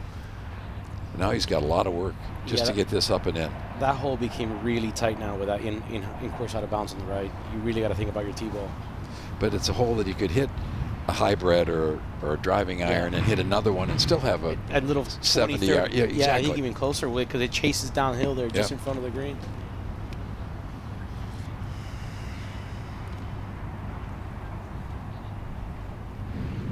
Live now at the 14th. They're justifiably proud of the alumni success here at the Latin America Amateur Championship. You mentioned Joaquin Niemann, guy who played here at Pilar, the very first one, really been playing great golf on the PGA Tour. Nico Echeverria, just runner-up. The Wailea, he's won twice. Did you see the potential in Nico? Yeah, and he's such a good guy. You know, he's just always been a really, really pleasant kid. So it's guys that are easy to root for sure. You got a beautiful golf swing too, man. One name that didn't show up on that winners list, Toasty, that had a chance to win maybe the first 3. Yes. He could have won any of the first 3 and just for one reason or another something happened or somebody did something really good. He's had a nice career since. we were talking last night. Back to Kalina. Could finish that thought, Hero. Yeah, we were talking last night that J.C. Deacon, the coach of Florida, says still he's the most gifted player he's ever coached. I've heard him say that. Yeah. Oh. He can run a little hot once in a while. He's gotten better. He's gotten better, and that's why I think he keeps improving. But when you're a player that does run hot, it's hard to calm it down. Yeah. Throw some water on the fire once in a while. Vasquez Colina will fall out of that share of the lead with Manuel Elizalde with his troubles. Now we'll pick up with Vicente Marcilio. From way downtown, front of the green here, Vicente Marcilio. This is going to test his mettle. A 2-putt he'd be very, very happy with. There's a nice little gallery around this 14th green. Plenty of support for the home lad. He's made a nice run here, Iona, to get it back to 1 over. You hate to give one away here with a 3-putt. Oh, absolutely. You've got to focus in now. This is going to swing from left to right mainly, but it's a little bit of a roller coaster, like being on a helter-skelter. It's down, then up, then down again. Very quick in the last third.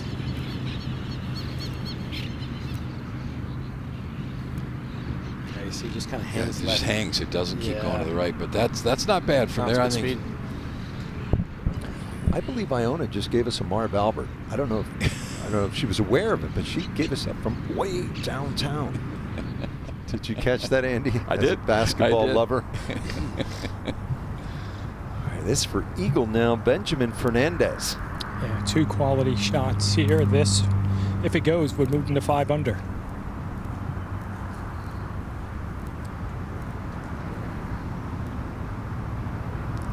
Coming in here after winning last week, he's got to feel really good about his game. Very comfortable. Ton of confidence, Andy, and he told me the victory freed him up this week, saying I wanted to play well to start the year. He's like, I've already done it. We'll see if we can keep on moving ahead this week. Morales for birdie at 14. Bit of a swinger here for Morales. It's going to move from right to left, and it's slow in that final third. He needs to give it some gas. Get it up the slope. Not an easy one either.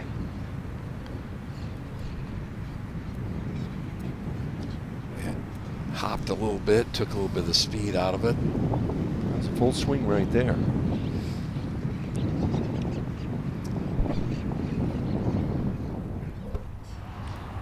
Back to Vasquez Colina of Mexico.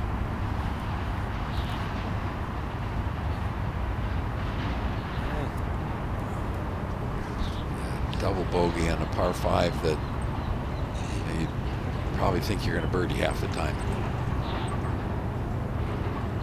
That's really disappointing. Things rolling along very smoothly. Still 4 under par. It's an eagle putt. Rossler. Trying to move to 4 under.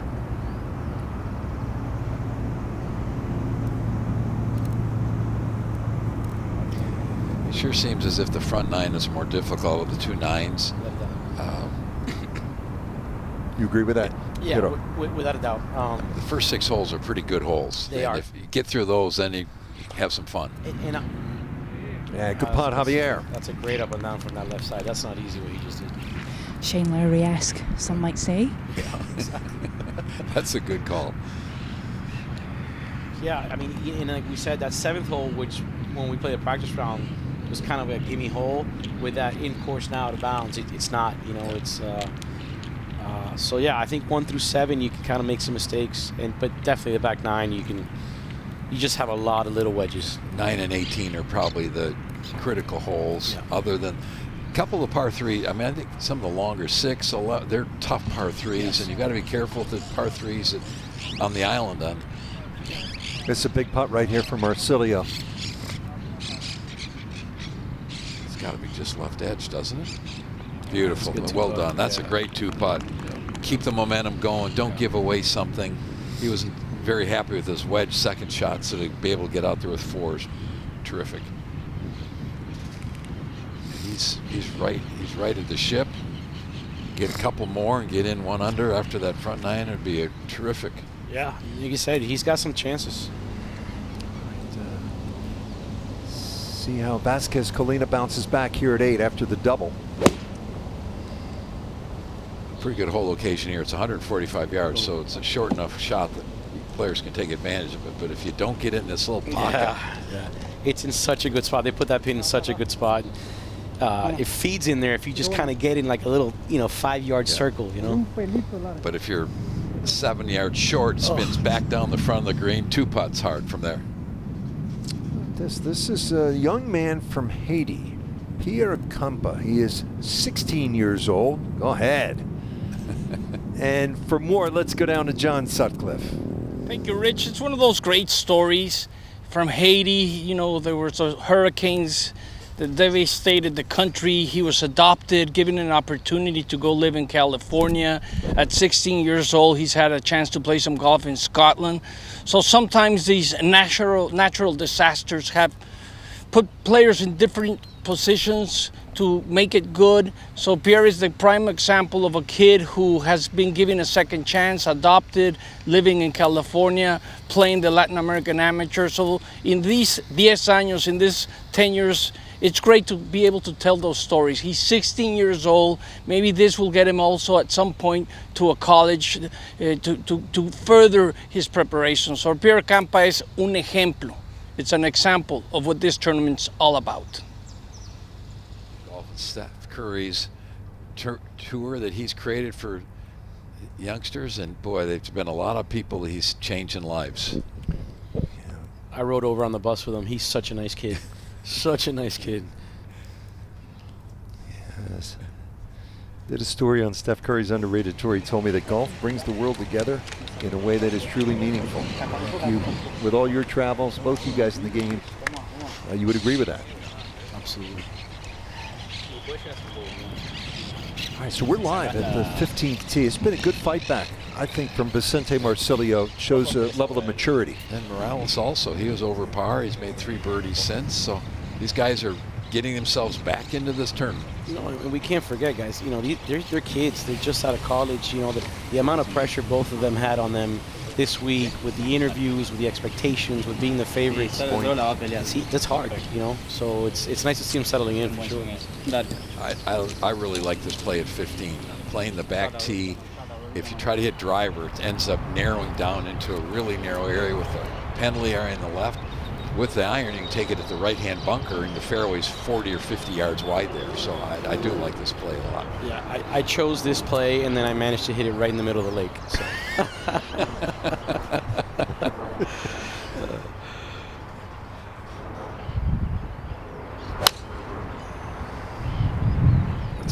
That's perfect. I'm guessing you have not had many wilder rounds in your life than the one you played today. No, it was crazy. I was going to ask you, I was thinking of 3 6s in a round of golf and you still shoot 68. That doesn't happen very often. The only thing you didn't have was a 2 on your card today. That's right. You had a 1, and 3, 4, 5, 6. I looked at the scoring in the middle of the round, and there was not a single birdie on that hole until literally half the field had gone through it. But yet there was an ace. That's pretty neat. Now Morales. Also with the iron, prudent play. The wind down off the left shoulder at the moment. Sets up to the ball very, very well, very square. Arms as close to his body as you can get him, which just helps create more speed. Yeah, I think you said it. Just looks so solid over the ball, so strong. I mean, you look at the greatest players, they all do the right things. They all look good standing there. I mean, Tiger's setup was as good as any, but Greg Norman's setup. I mean, these were great players that when they stood up to hit it, you knew they were going to hit good shots. Now this is a little bit more dangerous. It's a good shot. I actually debated doing that. If you take 3-wood, if you pull it, you can cover the water. But that's the danger right there. Oh, and that looks like that could be right in the face of the bunker.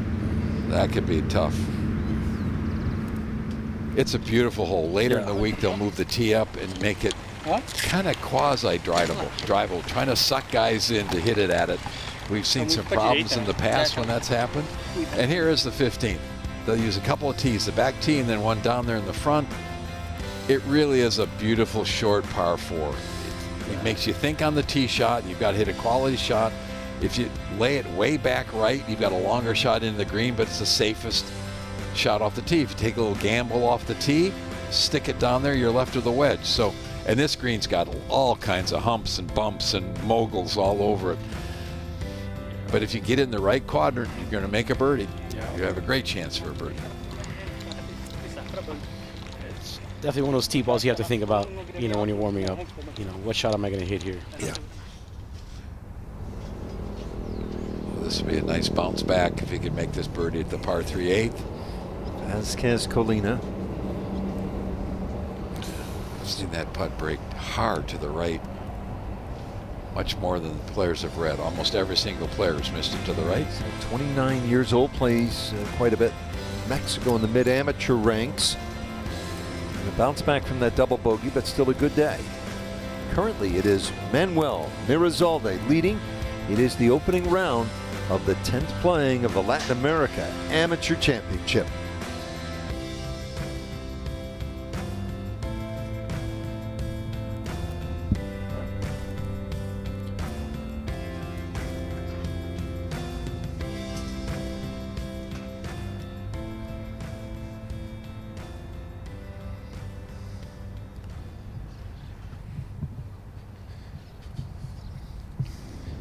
Let's go to the 14th hole. Fernandez hit his second after a perfect tee shot. This from 156, Andy. Very small area to get the ball back around this hole.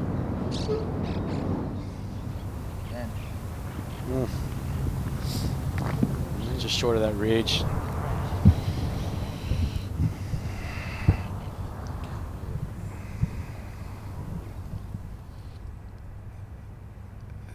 Tough driving hole, the 9th. Got to just make sure the ball will not go left off the tee. Block it out to the right any way you can. Get it on the golf course. Some trees over there if you go too far right. Colina. Really nice shot at the 8th to kind of settle the nerves after the double at 7. And this is a long enough hole that you kind of have to hit driver. You do have the choice to go something else, but then it sets up a long second shot. Yeah, the green's so big that, you know, if they put any back pin, you want driver. He's staring it down. This may. Oh, this is good. This is down the left center, and it's down there a long, long way. Hang on. Hang on. Okay. Might be an awkward stance, but it's okay now.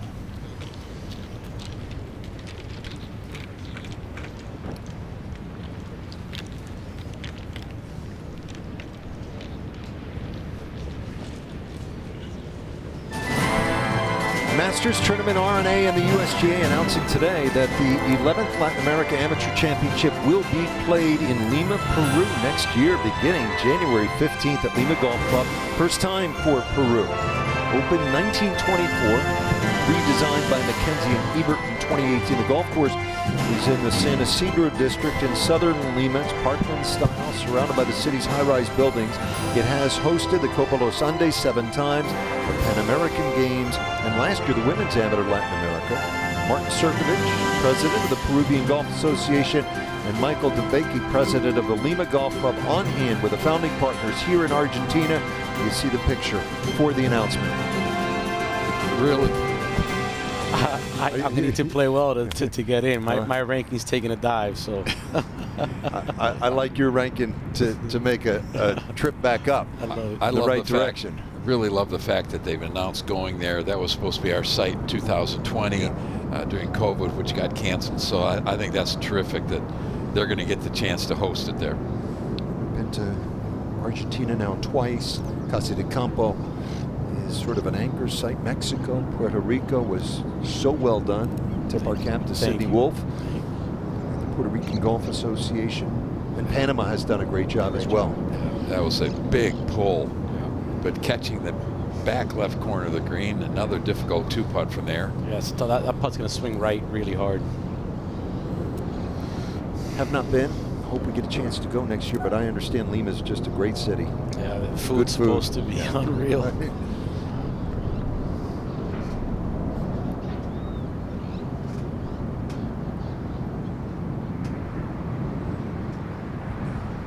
Arcilio.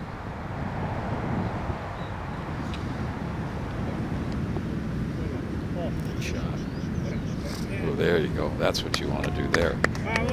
Below the hole, just looking right at it. It's going to get back to even par here, maybe. Yes, an impressive comeback.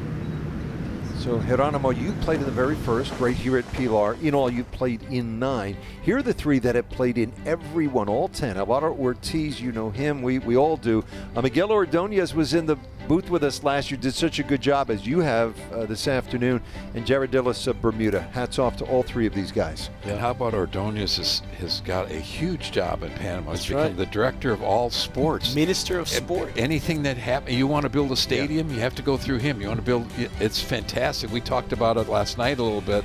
He's so excited. He says, I get to play golf one day a year, one day a week now. I have to go to work. Rossler at 14, this for birdie. This would be for 3 in a row, indifferent second shot from a 135, but going about his business nicely today.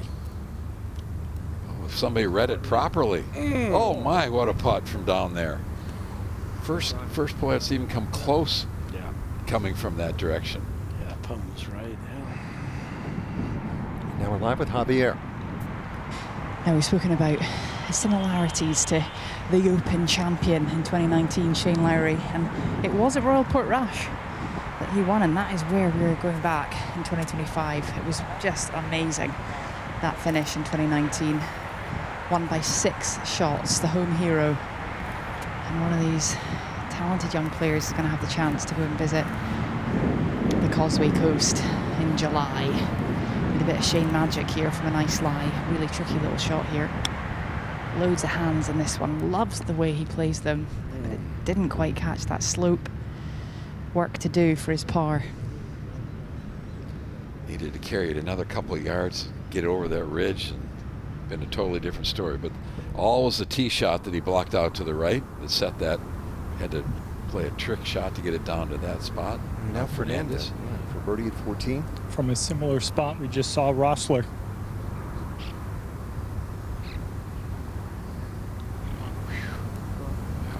Fantastic putt from down there.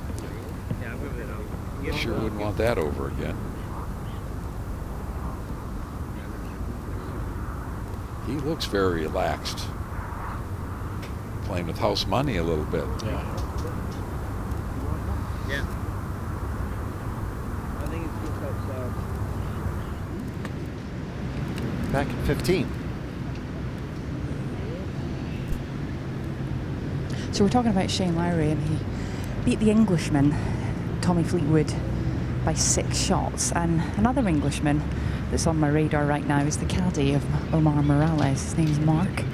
He's just standing to the left of me, and he is in fact from England. He's from East Grinstead, and they met last year on the range when Mark was on holiday with his wife and kids in Florida.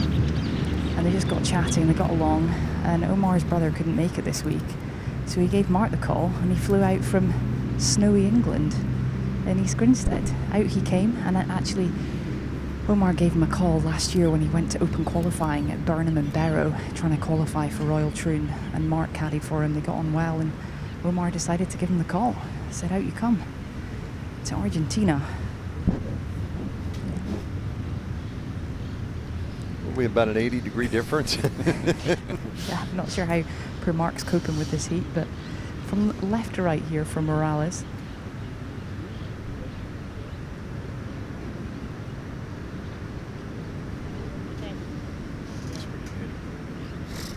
It's tough to get the pace right on that putt. It's pretty well judged to get it down there a couple feet by the hole.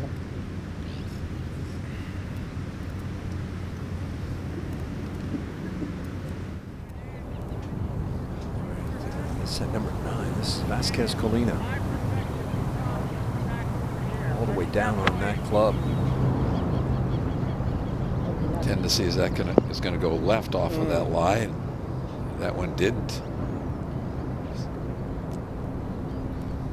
Kind of flat. Right idea. In some water right now. Yeah, they got some beautiful birds out here. There's some birds, they have like little thorns on their wings, almost. I've never seen anything like it. That's the Lacusa viscachera. It's a small owl. Those little owls are absolutely gorgeous. I've never seen an owl so personable and friendly. Or in the day, quite frankly. I thought they came out at night time. Wonderful wildlife here. Beautiful part of the golf course with the water rippling. It's wind, a welcome wind. It's a quick putt down the slope. Go on, go on. Oh.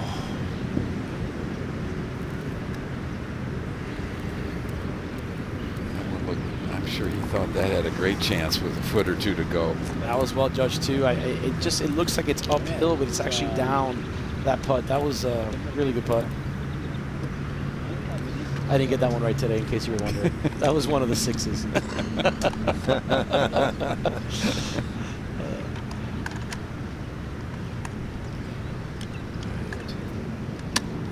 This is Vicente Marcilio. See how good his owl eyes are. This is the Sir David Attenborough section of the program today. This would be a great one to make. I am going to get back to even par after that start. This would be fantastic. Go on. He's locked back in. He's doing his thing. This is impressive. And the pressure, I mean, you know, you have to be tight. You know, the interviews, giving the opening speech at the ceremony. It's just a lot of weight on his shoulders. He did the Pledge of Fair Play at the welcome reception last night. How good was that? So good. So beautiful. Spectacular. The architecture of that building, I've never seen anything like it. I thought it was just wonderful. I'm guessing that was somebody's home and property at one point in time. This Morales stay at 200. Just how well are the competitors treated this week? Oh, I mean, look, I've been very lucky. I've played 3 tour events in my life, and this is, way better than any tour event I've ever played. I mean, you really feel like you are stars, and everything. I mean, everything's taken care of. Everything's thought of. All expenses paid. All expenses paid. It's incredible what this tournament, this is by far the most grandiose feeling tournament that I've ever played. And then you see members of the RNA are here, all the officials and the masters. And those guys. The Augusta National members, many of them are here. The USGA officials are here. You get a chance to stop and just say thank you. Absolutely. And those guys, what's great about them, to give them a lot of credit, they want to get to know you. They want to learn, where you're from. I mean, those guys are awesome. Second that.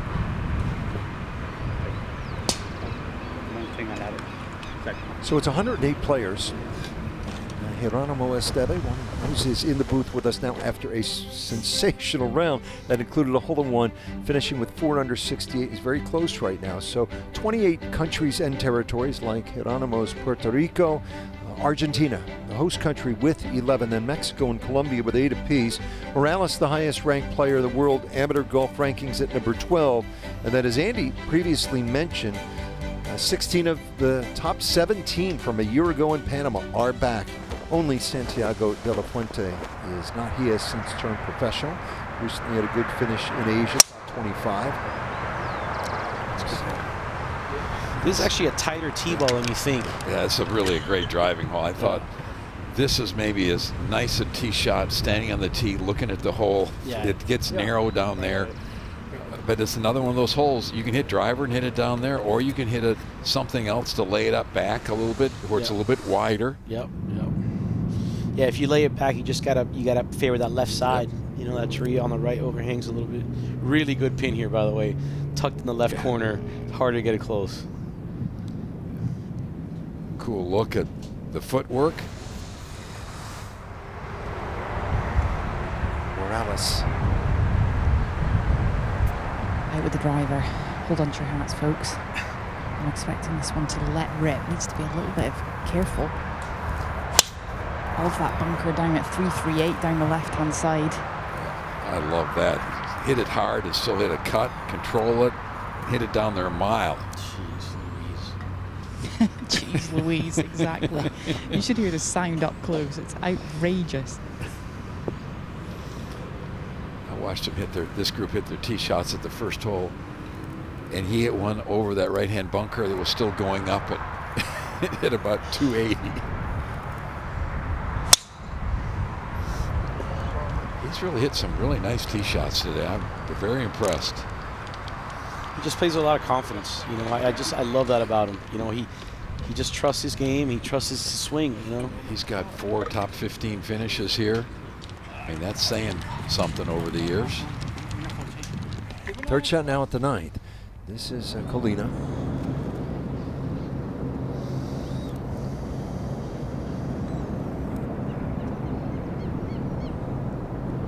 Easy. And that's going to be basically putting pretty much straight back up the hill, just where you'd like to leave it.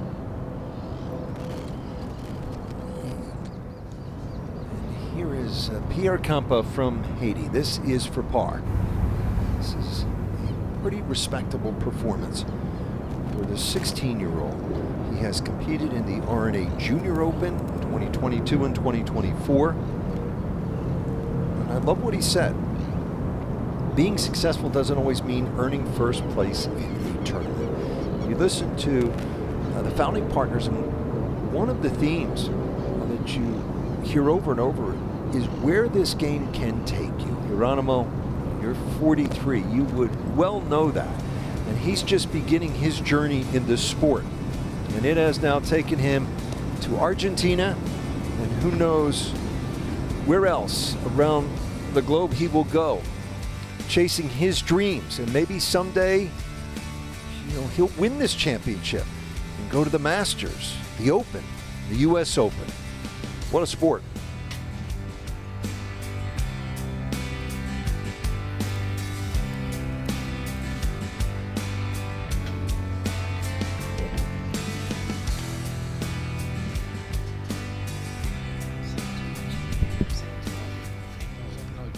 Perfect.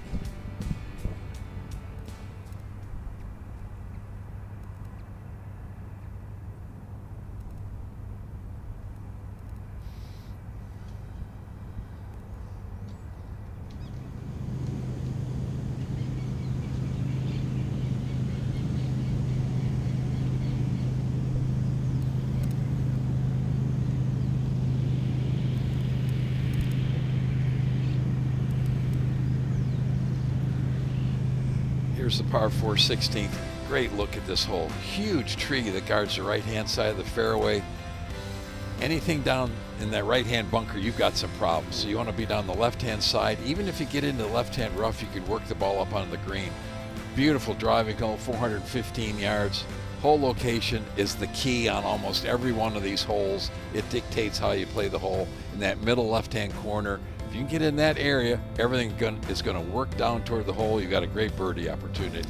Yeah, I think you nailed it. I mean, you know, this is a hole where you know if you hit a good tee ball, you're going to have a little wedge and you got a birdie look, you know. Yeah. Getting a game plan here, understanding how you want to attack the golf course. There's some hole locations you can be super aggressive. There's other ones you've got to be very careful with. This is one that you can be very aggressive with a wedge in your hand. Yeah. You've got a little backstop. You can throw it past the hole, spin it right down there. You nailed it. That's exactly the way to get it closer. You got to hit it kind of just past it on the left, and it should come right back to the hole.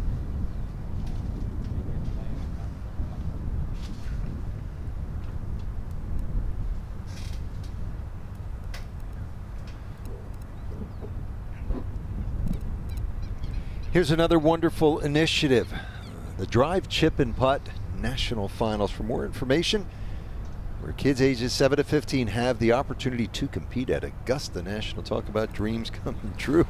Go to drivechipandputt.com for more. Now at 16, we're live. Round 1 of the Latin America Amateur Championship from Argentina. This is Andre Javier. From a little bit of an upslope, 82 yards with the wedge.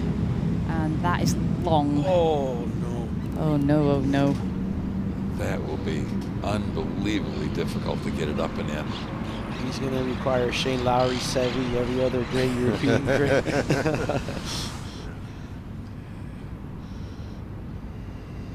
That is a criminal mistake. Club shuts down, pulls it a little bit. When that happens, it'll go an extra 10 yards. And this is one hole you've got to be so precise. Yeah, I mean, it's not a pin from Muggs. It's a prickly one. You've got to be really focused, so precise, and that's something that Vicente Marcilio has been working on, this pre-shot routine. He's had his psychologist out working on it from a yard closer, 81. And this looks long as well.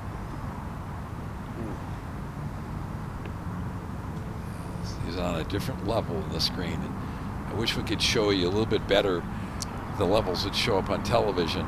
Very much like Augusta National. You go there for the first time, you go, holy mackerel, look at these hills. Totally. So that's very, I'll tell you, that pin's in a tough spot. It's hard to get it close. It's either going to be really close or not. Exactly. I mean, that's the key. Vicente Marcilio, as I was saying, doing a lot of work with his sports psychologist, Iwan, and particularly focusing on that routine. And this is just such a difficult shot. You've done the hard work, you've found the short stuff off the tee, and now you've left yourself a wedge.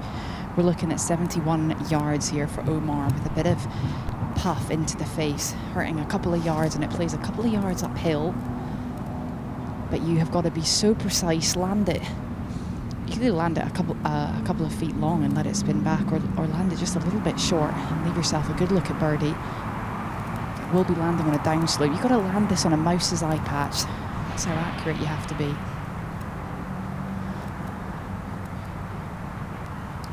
I think because it's a little uphill and the ridge sort of hides the bottom of the flag so you don't see the green.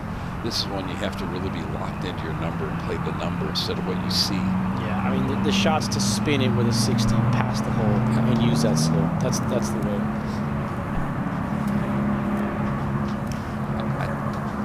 I think coming in here a little bit lower, not one of those big lobby ones where it comes in a little bit lower with some spin, easier to control. This doesn't look good by the reaction either. You just can't make that mistake here. Okay. Andy, you know what I noticed today with some wedges? I don't know if you've experienced this. Because the fairways are so firm, there's a couple wedge shots with an 80. Yeah, the ball really just pops off the face. Yeah, the wedge bounces off the ground and you pick up some speed. After those three drives, you're thinking we're going to have three really good birdie opportunities, and they don't have any. I mean, the contact, everything looks just fine. And it's so warm. Even these little shots are exploding off the club. From Argentina, this is Matteo Pulcini. He's 24 years old. I mentioned before you came in that I thought that it's going to be really hard to beat all these guys. They've got 11 good players from Argentina. What a shot. Having played this golf course a gazillion times, and it's their home course and stuff, I think over the course of the week, that's a big advantage. Yeah. Two-time All-American Pulcini at Oklahoma Christian University.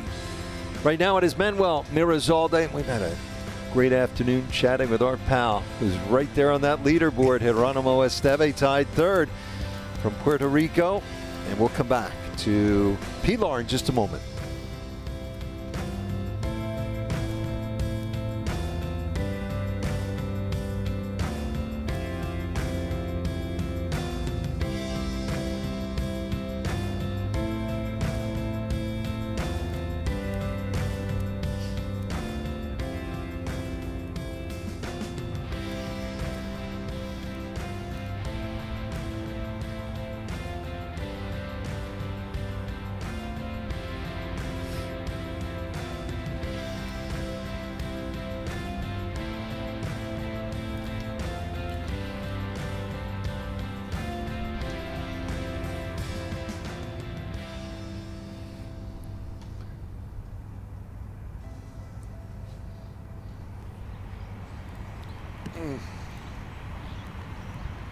So we're going to go to the 16th hole and show our featured group trying to figure out a way to get these balls back up around the green and have a chance. Not only did they miss the green, but they rolled well away from the green.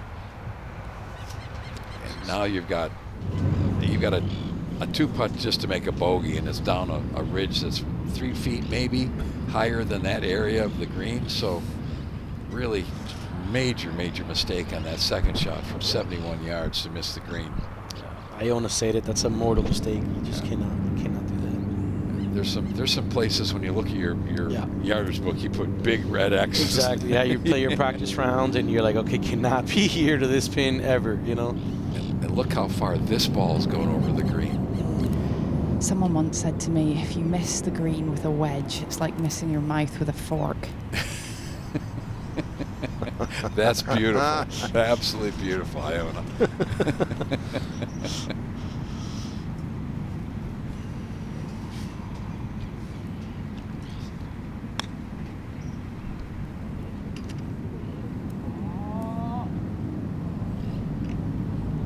Javier, third shot after just a terrible wedge shot, 16th. He actually tried to bounce it into the hill to kill it. The chances of getting that from that distance off all these ridges to get it within 20 feet would have been a pretty good play.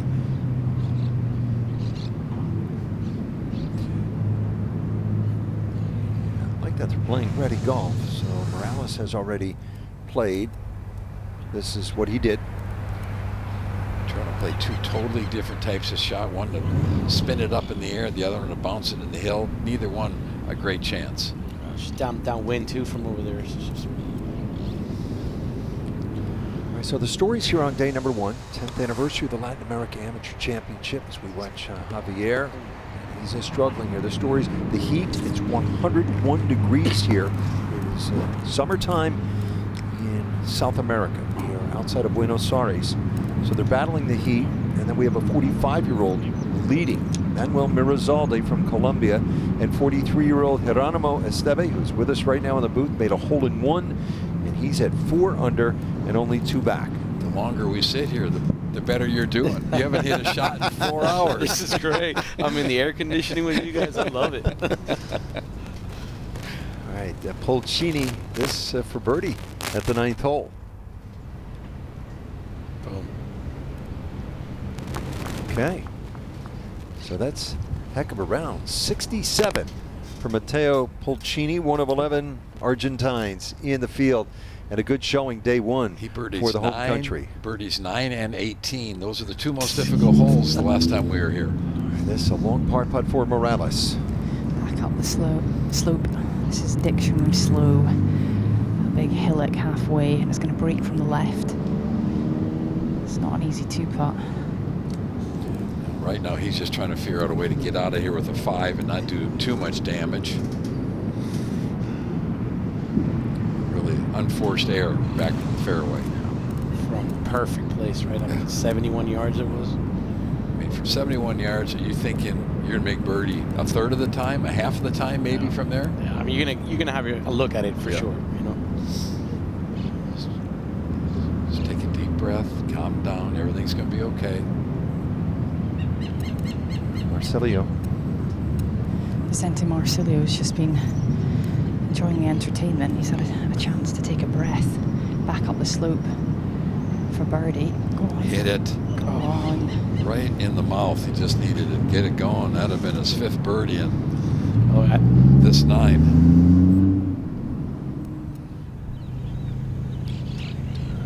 It's a youngster from Ecuador, Villegas, 15, the youngest player in the field.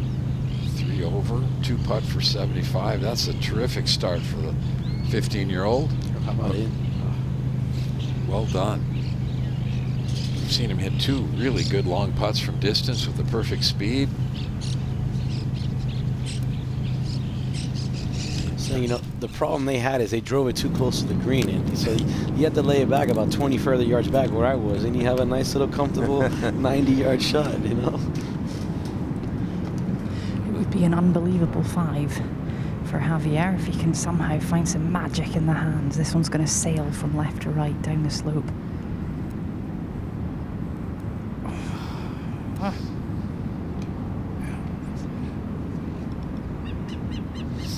So frustrating. You're grinding away, and then you give it back in a second. Bogey double the last 2 holes after getting it 1 under par. And he drove it perfectly, both holes. Both holes, absolutely perfect. Oh, actually, no, 15 he did not. I'm sorry. He hit in that bunker. That's right, that's right. Morales needs to take care of business here.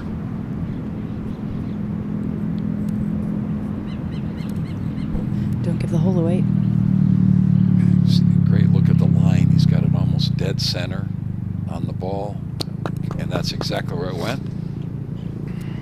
All right, gives one back. Morales, runner-up last year to Santiago de la Fuente in Panama. So close to victory, it was an experience which he will use to his advantage this time around.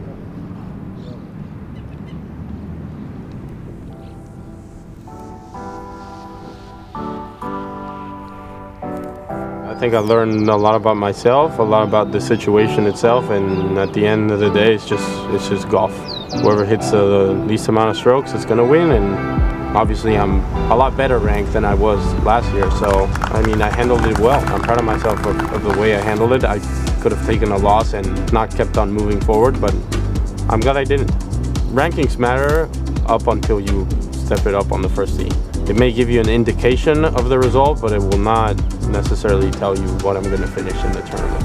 I think the championship has come a long way, and the winners of this event have gone on to do incredible things on the tour. Yeah, it would be an honor. I mean, it would be the reward of just having worked very, very, very hard to get to the spot. And you know, I wouldn't be surprised if I do it. You have 3 invitations to, you know, the most incredible tournaments there are in golf.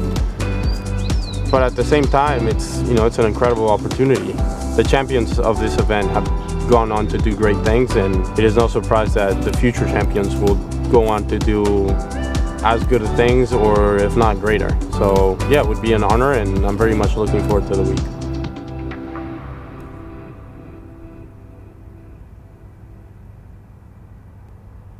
Is the 12th ranked player in those World Amateur Golf rankings. Joaquin Niemann was #1 when he prevailed in 2018. We have had some guys come from way outside the radar. I'm thinking about Aaron Jarvis with 1669 in those rankings in 2022. Paul Chaplet, 832nd. So, you know, it can happen there. You watch his golf swing, and it does remind me a little bit of Joaquin, where he kind of dips down, keeps his angle and spins out of the way. This is a nice shot at 17 today. You cannot miss it left here. It'll run all the way down into the penalty area. Actually, where that pin is, Andy, you know, the bad miss is right. It goes down to the bunker, and then the up and down is really hard. Kind of baits you to kind of send it out to the right, but you don't want to do it. 17th hole shares an island with the 8th. And when the wind blows a little bit on these 2 holes, even though they're fairly short, it can really be dangerous. Yeah, we had it in off the left here, and it made the shot really difficult. It was not an easy iron shot. Wind has basically died down in the last hour or 2. Can't wait to that front right pin later on the week. That will be fun. That's a great shot. That's exactly where he went. Yeah. Perfect. Just a little short left of the hole, pretty much straight putt. See if he reads it right. That putt actually goes left. It looks like it goes right, but it actually moves left, so I'm curious to see if he nails it. Beautiful atmosphere out here right now. The sun's starting to drop in the sky and the temperature dropping just a little with it. A sigh of relief. 178 yards to date, and that wind's into off the right. It's still hanging around. 9 iron. Looks like here.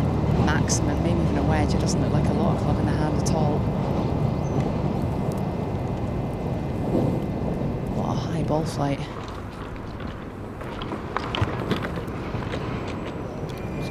Good shot.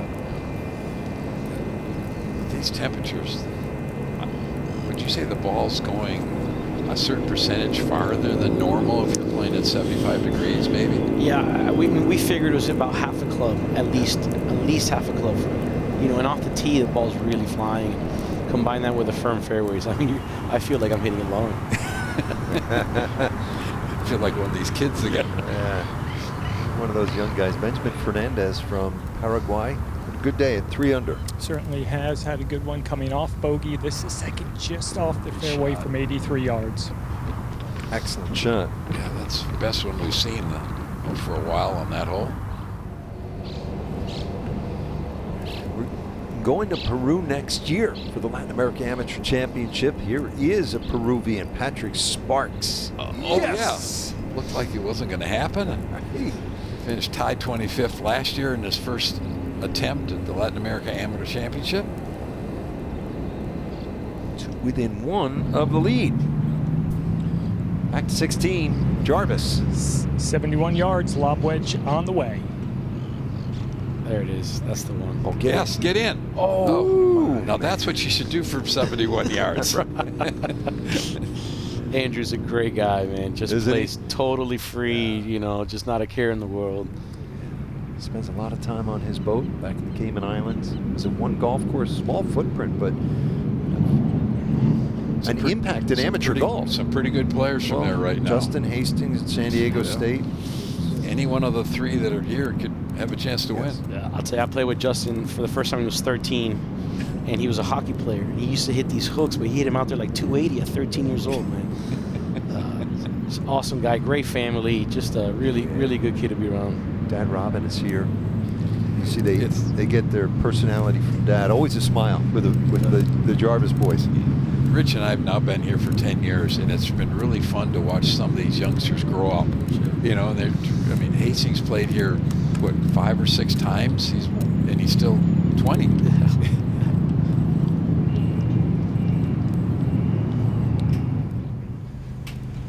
So here we are at the 18th hole.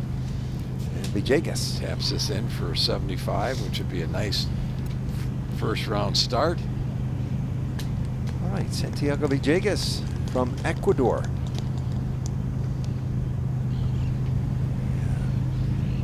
Youngest player in the field, and trying to build some experience. Expect to see him in future years. A solid round of golf, 75 with all that, you know, with the pressure, and it's solid. In this heat, you know, would you expect more guys to be at the range or the pool right now? Yeah, I think the pool. Clicker in hand. Yeah. Feet up, clicker in hand. Exactly. I mean, I'm in the best spot. I love hanging out with you guys here in this AC. No, I think very few guys will be hitting. It really is. It's incredibly hot. You know. I think it's going to be interesting at the end of the day to look at the scoring average. Were the scores any higher in the afternoon? No.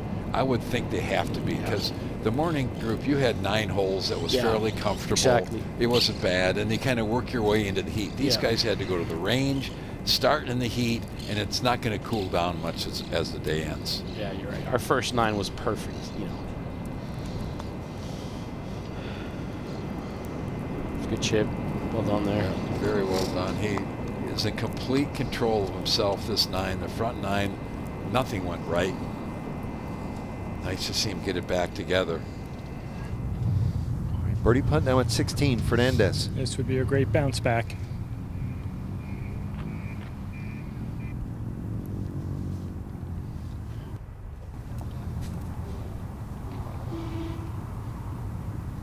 Yeah, yes. Perfect. Absolutely perfect. You make a bogey to be able to hit a quality shot, give yourself a look to get that shot back immediately is so important. Sparks the 9th. Key here is, first of all, he's hit a good drive in the fairway. And we've seen 9 really cause havoc with a lot of these players who hit it into the penalty area on the left. Yeah, that's a good shot. Sets really up good. a great shot, yeah. Pin sitting in that little bowl, but if you get a look, you get a good number, you feel like you can get it close. Yeah. And the greens are soft enough. You're seeing the ball stop quickly because they've had to put a lot of water on this bent Poana to keep it alive, basically. They're rolling at such great speed. You know, like I said, the superintendent is awesome. They're like 10.5, just perfect. You get these greens at 11.5. Now going up and down these slopes, you'd have no chance. Yeah, Matthias Romilly, the superintendent here at Pilar. He's been here, he was here when we were here last time. A little bit of a double breaker here for Omar. will move from right to left in the second half. It's a good chance.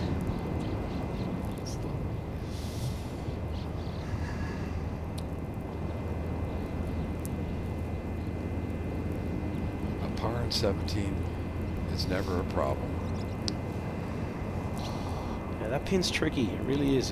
It was kind of an uncomfortable tee shot, you know, when you were looking at it on the tee. Especially if you're in between yardages. If you get a perfect driving range, 8-iron, let's say, you can be more aggressive. But if you're kind of fitting it in there, it's much more difficult. Or a 6-iron for you and I, Rich.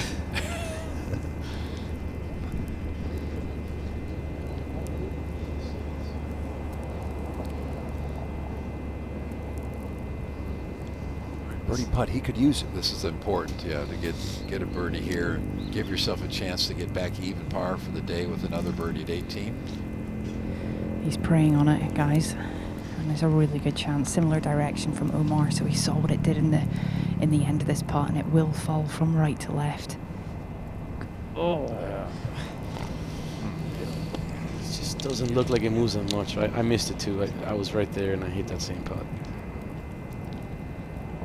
Well, I think you get on greens with so much break, and then you get it toward one that still breaks outside the hole looks dead straight because you've seen all these giant breaks. It's just a tough reading. Some of the harder putts are the ones that look a little bit flatter. Warm day here in Argentina, that's for sure. Andy, you won a tournament here in Argentina. 45 years ago, to be honest. Cordoba, yeah. Angel Cabrera was a 9-year-old caddy and walked around watching me play the whole week. It was pretty cool. That's awesome. No, that was a lot of fun. I've been lucky enough to play a reasonable amount of golf down here over the years. You ever played at the Jockey Club? That was a Mackenzie Golf Course at Augusta They've National. got some great golf here, and the country loves it, and they understand it, which is pretty neat. And Pilar's hosted the Argentina Open twice. Argentina PGA Championship, now second time for the Latin America Amateur Championship. The Women's Amateur Latin America continues to grow. And then we showed you the Team Championship November of last year, won by Argentina. 330 courses across the country. Many are in small towns along the railway system built by the British. Now Sparks, this to tie the lead. Well done. And a lot of them by famous architects. You've got a famous architect now on a train going across country to get to BA to do a course, let's say. Stops, spends the night someplace, some local finds out, come on out here, draws up 9 holes on a napkin, and the next thing he's got another golf course built. DiVincenzo's club, Ranelagh, where he grew up, and you would find him there in his later years. We met him, we were down here in 2014 for the announcement, is along one of the railway lines. I was really fortunate enough to play a little bit of golf with Roberto. It was such an honor. He could really hit the ball late into his 60s. I mean, had tremendous strength and big distance. Man. He was almost your size. He's very much like Sam Snead. Exactly. You know, really super athletic. Yeah, the golf IQ here is pretty high. You know, even the taxi drivers all know what it is. You know, it's nice to see. Vicente Marcilio. He has the big dog in the hand, wind down off the right-hand side. Hits a fade with his woods. Sits up nicely for that here on 18. That's really an aggressive line. Man, that's unlucky. Where's that gone, guys? Landed on the cart path. It's going to be... He's fine over there. That's actually fine. I played the Mexico team's actually aiming it left and trying to do exactly what he just did. Is it 10 that runs parallel to 18? Yes. Yeah, so there is some room down there. If you miss it way left, you've still got a shot into the green here on 18. But just can't hit in those trees on the left. But the ground's so firm, if it doesn't hit one of the trees, it's going to get all the way down there. But you're taking the lake completely out of play. I like that play. Yeah, I did too. I just don't hit it far enough to get it up over the trees. watch out for this one, guys. This is going to have a big draw on it from Omar. Hold on. Yeah. Yeah. He does not hold back. He looks like he's just standing there on the driving range, just letting it rip. Well, he has done that. He got a nice break. He caught one of those big moguls on the left and just run back across the cart path and closer to the fairway. You should have a great angle to that right pin too. Yeah. I mean, standing on that tee, you're kind of looking at the over that rope line, the cart path way down there on the left. That's kind of your aiming point. Yeah, so there's Andre just sending it to aiming left and just ripping it over. Yeah. So he's going to be on 10, and you actually. He might be a little unlucky. There's one tree maybe in his way, but he's got a nice clean line. Probably can play something low underneath it. Yeah, actually, that green actually looks. Now they're going to be looking straight down at the green from over there. And the water's not in play at all on the second shot. We talked about it. You know, if you're in contention. Yeah, get the lead, need a two-shot. Yeah, just fourth round. Over that way. You aim left and swing as hard as you can. I want this on earth someplace. It's early, but the guy who's chatting with us in the booth, Geronimo Esteve of Puerto Rico, is right there on page 1 at 4 under. 2 are tied at 6 under day 1 from outside Buenos Aires.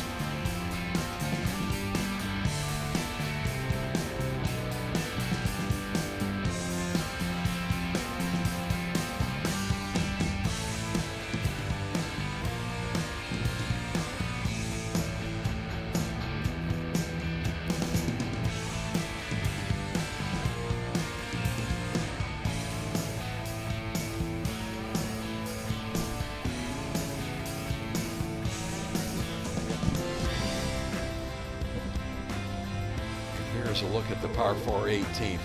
Terrific driving hole. It makes it a little bit easier if you can hit it out to the left and catch a good lie in the rough. It changes how you play this hole. But if you're putting it down the fairway, it's a dangerous tee shot. With a good tee shot, you still can get a short iron in your hand. All depends on where the hole's cut. This back right hole location from that left rough is a great angle. You get it down in the front left or even back left, that changes that angle a little bit, but it's a beautiful finishing hole. Can somebody get to this last hole and make a birdie to win or a par to win?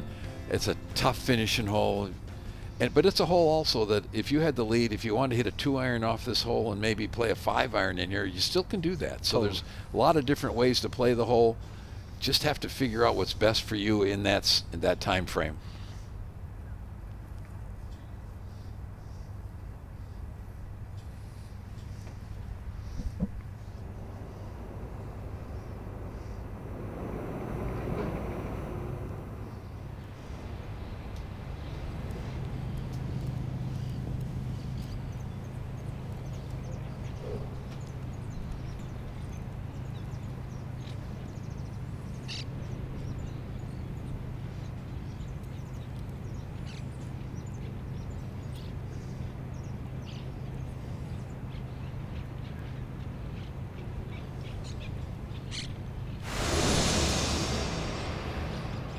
So Geronimo Esteve made a hole-in-one today and then finished off his round with a 7th birdie at 18 and a round of 68.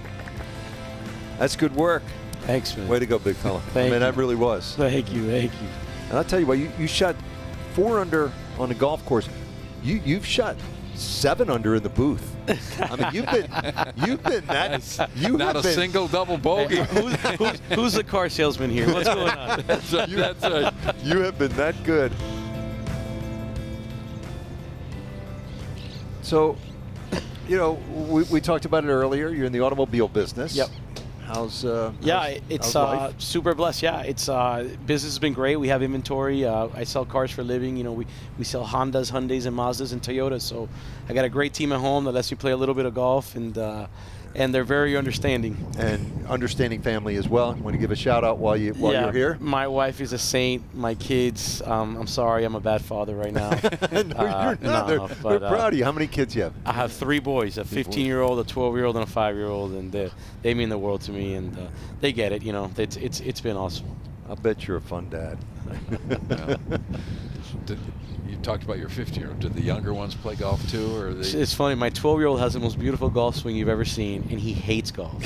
And my 5-year-old, the poor kid, we're so busy with a 15-year-old and 12-year-old, he doesn't play anything yet. Yeah. But he's 15-year-old's going to Yeah. be 16 here in 2 months, and He might be able to get a car, I bet. But just, I mean, how good's this game been to you, Geronimo? I owe a lot to this game. I owe a lot to the Puerto Rico Golf Federation. It's opened doors for me, allowed me to play in tournaments I would have never had a chance to, and it's helped me, with my career. It's been awesome. It's an amazing business to use in your business. Morales. Off a downslope there, quite difficult to control. Oh, what a shot. I like the fact that he liked his lie there. He didn't want to redrop it. Standing on the path, no big deal. He had a great angle. Check out the right foot here. Well, he's got all his weight basically on his left side already. Feet moving around a little bit, but we see that a lot in today's game. Yes. Yeah, the guy that does that's pretty good. Number one player in the world is pretty darn good doing Scotty that. Scheffler. Absolutely. Masters champion. This one will be interesting. This is going to require some magic. Never mind Shane Lowry. We're looking at Seve now. We need something a bit special here. It's really unlucky, blocked behind these two trees, and there's branches and everything and all sorts of trouble, and he's going to have to keep something really low. Not going to be able to get any loft on this, but it needs to be just high enough that it gets over this big mound. There's no point going anywhere right of this flag. There's room left, but this is just almost impossible what he's going to do here. You see all a great camera shot of all the room left of this green, that if he has to go over there, he can get the ball up and in. He's got a lot of green to work with. Don't want to hit it through the green or to the right. It's a much tougher third shot from there. And the further left he takes it, the easier the shot becomes, because there's less branches and there's a little bit more room there. It's just that mound. He's going to have to get it up and over. Oh, hit it into the mound. Little kiss off the cush. It's going to end up just short of the green. It looks like that turned out okay. Chance to still save par. Not easy because there's a couple of bridges and mounds between the front of the green and where the hole's cut. Marsilio down the left-hand side, and he's got a much easier proposition in front of him. 106 yards back into the breeze. It's playing a lot longer than that, but doesn't want to be greedy here. Doesn't need to go, certainly not long of this flag. That's big trouble. There's room just short of it. One last swing of the day. Tee shot landing on the cart path. I'm sure there's a road rash on this one. Sometimes that affects the flight of the ball a little. Catches a ridge and spins it back down, so he's putting from a different level. Heck of a game. We have a 45-year-old and a 23-year-old tied for the lead at 6 under. With that, let's go down to John Sutcliffe. With Patrick Sparks, just take us about your last 4 holes. You birdied 4 of the last 6 holes. Just take us to that closing. Yeah, it was pretty good. I mean, I just had pretty good looks at birdie. I had been putting pretty good the whole day. So I just told myself, just keep doing what you're doing. You're giving yourself good chance at birdie. They're going to drop, and they did.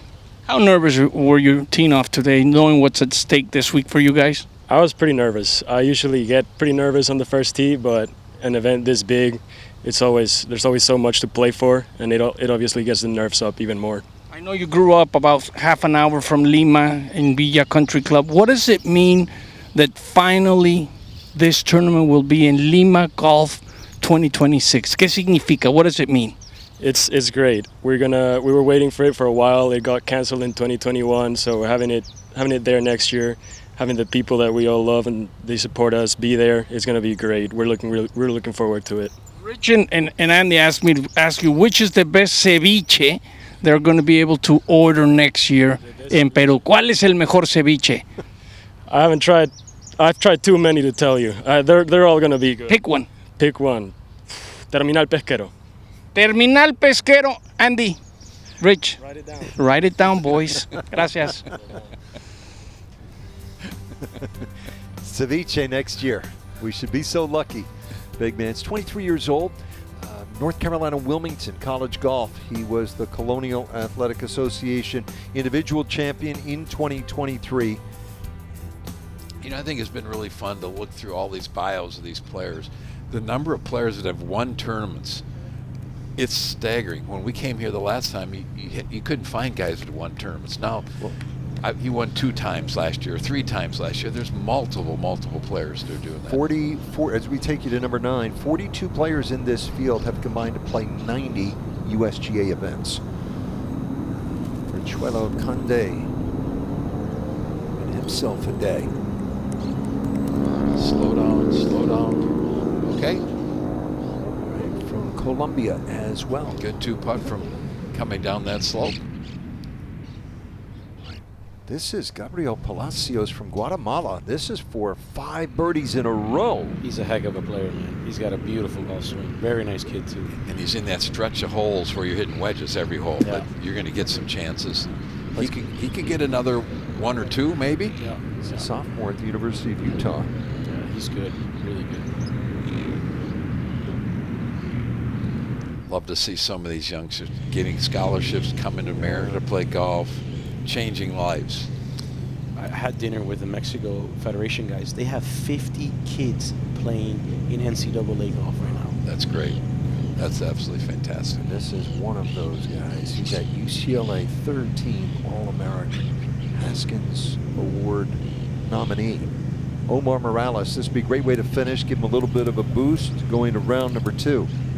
You know, for some of the stuff that's gone on today, if he gets in 2 under par 70, he's right in the middle of this thing, because he can go 64 like that tomorrow.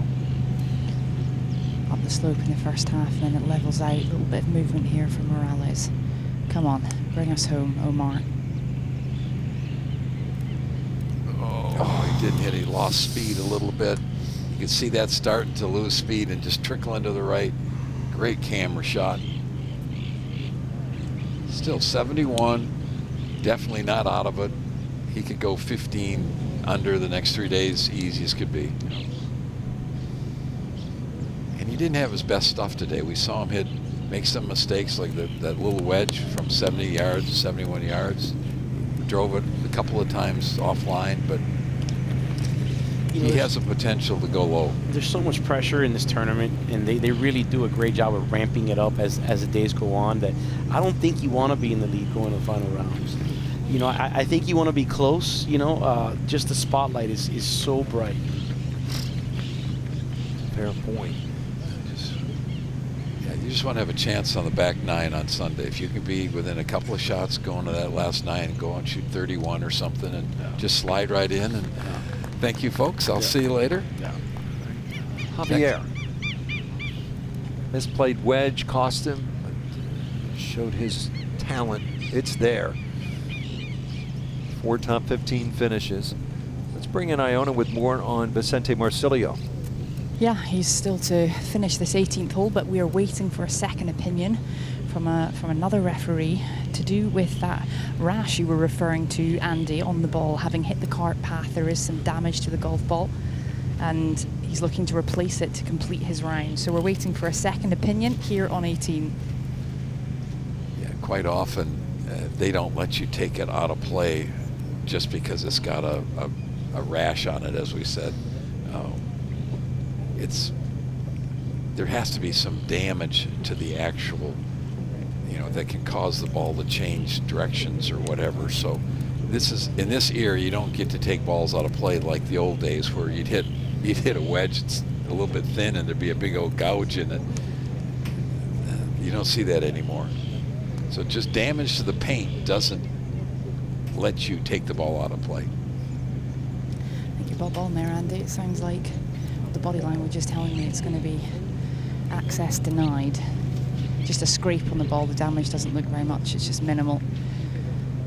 There's no kind of obvious dinks or real cracks. Although he has got another ball down on the green. You've never seen the Bellatas because you're such a youngster. But the old days, you could cut them up, and you might need 9 or 10 balls to finish a round. Gracias. I've seen all the balls, Andy. We've got some great golf ball museums in St Andrews, where I've seen the featheries and the ballatas, but I can't say I've ever played with them. So it's a no from the 2 referees, and Marcilio Vicente will have to complete his round with a little bit of a damaged ball, but as I say, it's really surface. It didn't look too much from what I could see, and he's facing a tough prospect here. He needs to really just focus now. Played a nice wedge shot, having found a bit of luck. Still had an angle to this green, and this is going to be very slow, so he's going to have to make sure there's plenty of gas in this one, and it will break quite significantly off this slope. Everything on this green feeds from left to right. All the touch in the hands required.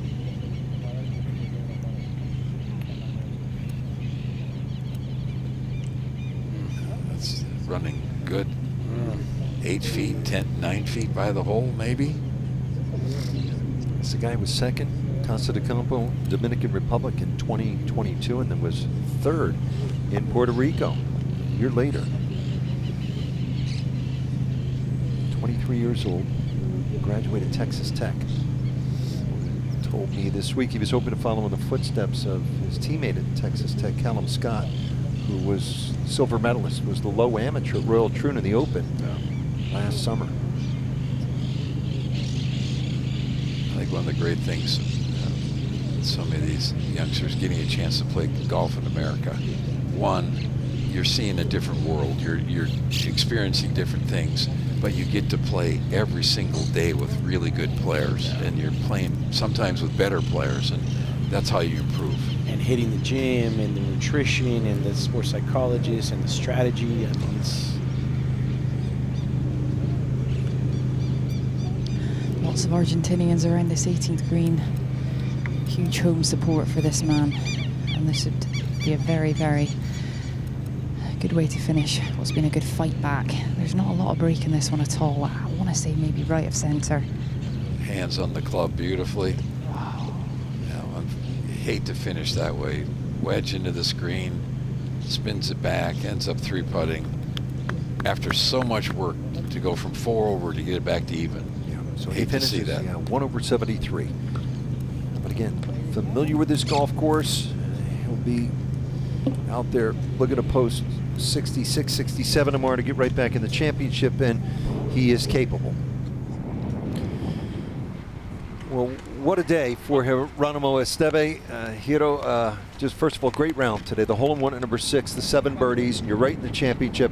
And we can't thank you enough for dropping by. It's been so much fun. This was a lot of fun. It's a pleasure. It's an honor to be with you guys. This had a blast too. Thank you. Did a phenomenal job. Wish you the best. We'll get you dinner at some point. And he's going to be playing late the next 3 days, so we won't see anymore. There you see it. I mean, 2 6s, a 1, all those birdies, 3 6s in all, but 2 on that front side.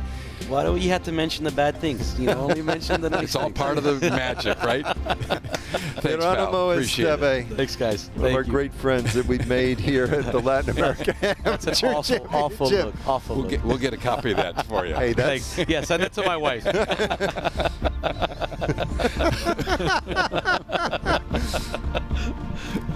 Hiro! Do that. There you go, brother. We're awesome. Oh.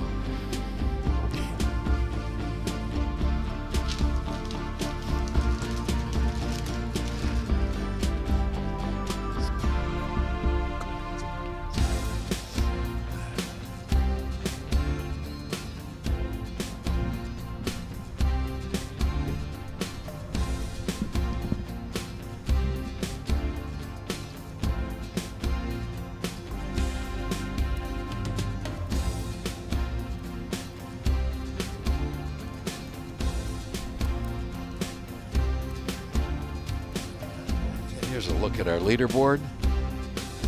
So many different countries represented. Argentina with a couple of the top players. It's a magical week. These players know each other so well. They play a lot of golf against each other. Central and South America have created so many wonderful championships to play in. Junior golf has exploded. Partly because of this event. And here's Aaron Jarvis couple under today, former champion. It's been a magical 10 years, and the improvement of the quality of play, the opportunities, the quality of the agronomy of the golf courses has improved. It's really changed golf in this part of the world. And thank you to the Masters Tournament, the R&A, and the USGA for all the support, the idea of putting this event together, the financial support, and also for the presenting partners. It's a great group of folks that believe in golf, and it's been really a magical 10 years. It's been so much fun to be part of it.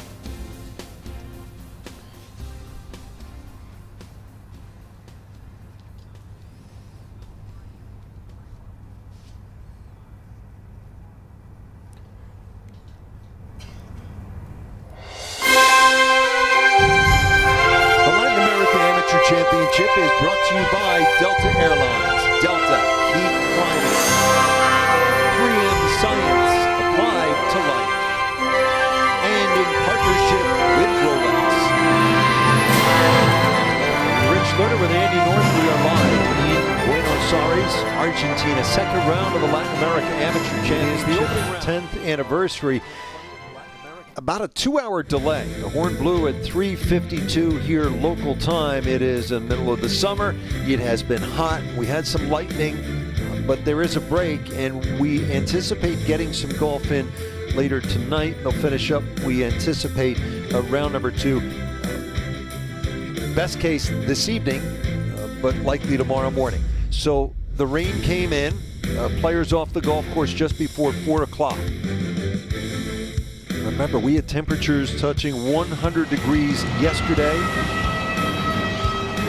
And the frustration, that's Justin Hastings, been playing some fantastic golf. In fact, 7 under on his round, playing the 14th hole. And now, here is Patrick Sparks. He's having a great championship, Andy. Yeah, this birdie earlier in the day at 14 was to get to 10 under. He had a 4-shot lead at that point.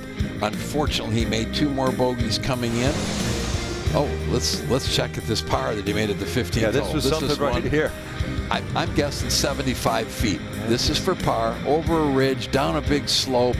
You're just trying to get it close to the hole, right in the center. It looked like a par the whole way. That is all the way from his home country of Peru, which hosts for the first time the Latin American Amateur in 2026. He's a graduate of the University of North Carolina at Wilmington, and he's having himself a week. Justin Hastings from the Cayman Islands plays college golf at San Diego State. Shots like that have him on a roll. There's a situation, if you don't hit a good pitch shot, you might make a 5. It takes all the momentum away, knocks it in. Now he's rolling. Now at the 9th hole. The 9th hole, one of the more difficult holes. The players this week have decided if they can hit it well left, almost into another fairway, he uses the slope, comes back down the hill. Oh, nice tap in birdie. What a sensational shot. Debuted this championship 2018 as a 14-year-old. Here is one of the home favorites, Segundo, Oliva Pinto, Argentina. 68 on Thursday, birdie the first hole. The second hole is a par 5, pitches it down there about 4 feet, knocks that one in to get to 600. Pinto with 4 top 15 finishes in this championship. This for Eagle. After a huge drive and a very short iron. Oh yeah. To about 8 feet, whips it right in, and that gets him to 8 under. Part of that University of Arkansas pipeline, which has produced a couple of Latin America amateur champions, including Alvaro Ortiz of Mexico, Mateo Fernandez de Oliveira from Argentina. So players waiting, checking some scores right there, and there are 3 at 8 under par currently. We are in this weather delay in the second round. If you're wondering about Geronimo Esteve, who was in the booth and were just so good, 4 over through 10 in the second round. And Manuel Mirazalde, who was on the lead, 45-year-old former professional who regained his amateur status. Mirazalde is similarly struggling today at 3 over, though 3 under for the championship, still in pretty good shape through 13 holes of round 2. 50 players make the cut. Right now it looks like it's a good chance it could be 1, +1, or maybe +2. So if you're anywhere near the lead, you've got a chance. Omar Morales, obviously top-ranked player here, he's got a great chance. Yeah, Benjamin Fernandez, Paraguay, coming off his win at the South America Amateur Championship just last weekend. That was in Chile. But again, big story on day number 2 with the weather and this delay, and then the great play from the championship favorite Omar Morales of Mexico. So we're back on Saturday for more great golf in one of the most important amateur championships in the world, with an invitation to the Masters, exemptions into the U.S. Open and the Open on the line. For Andy North and our entire team, I'm Rich Lerner saying so long from Argentina.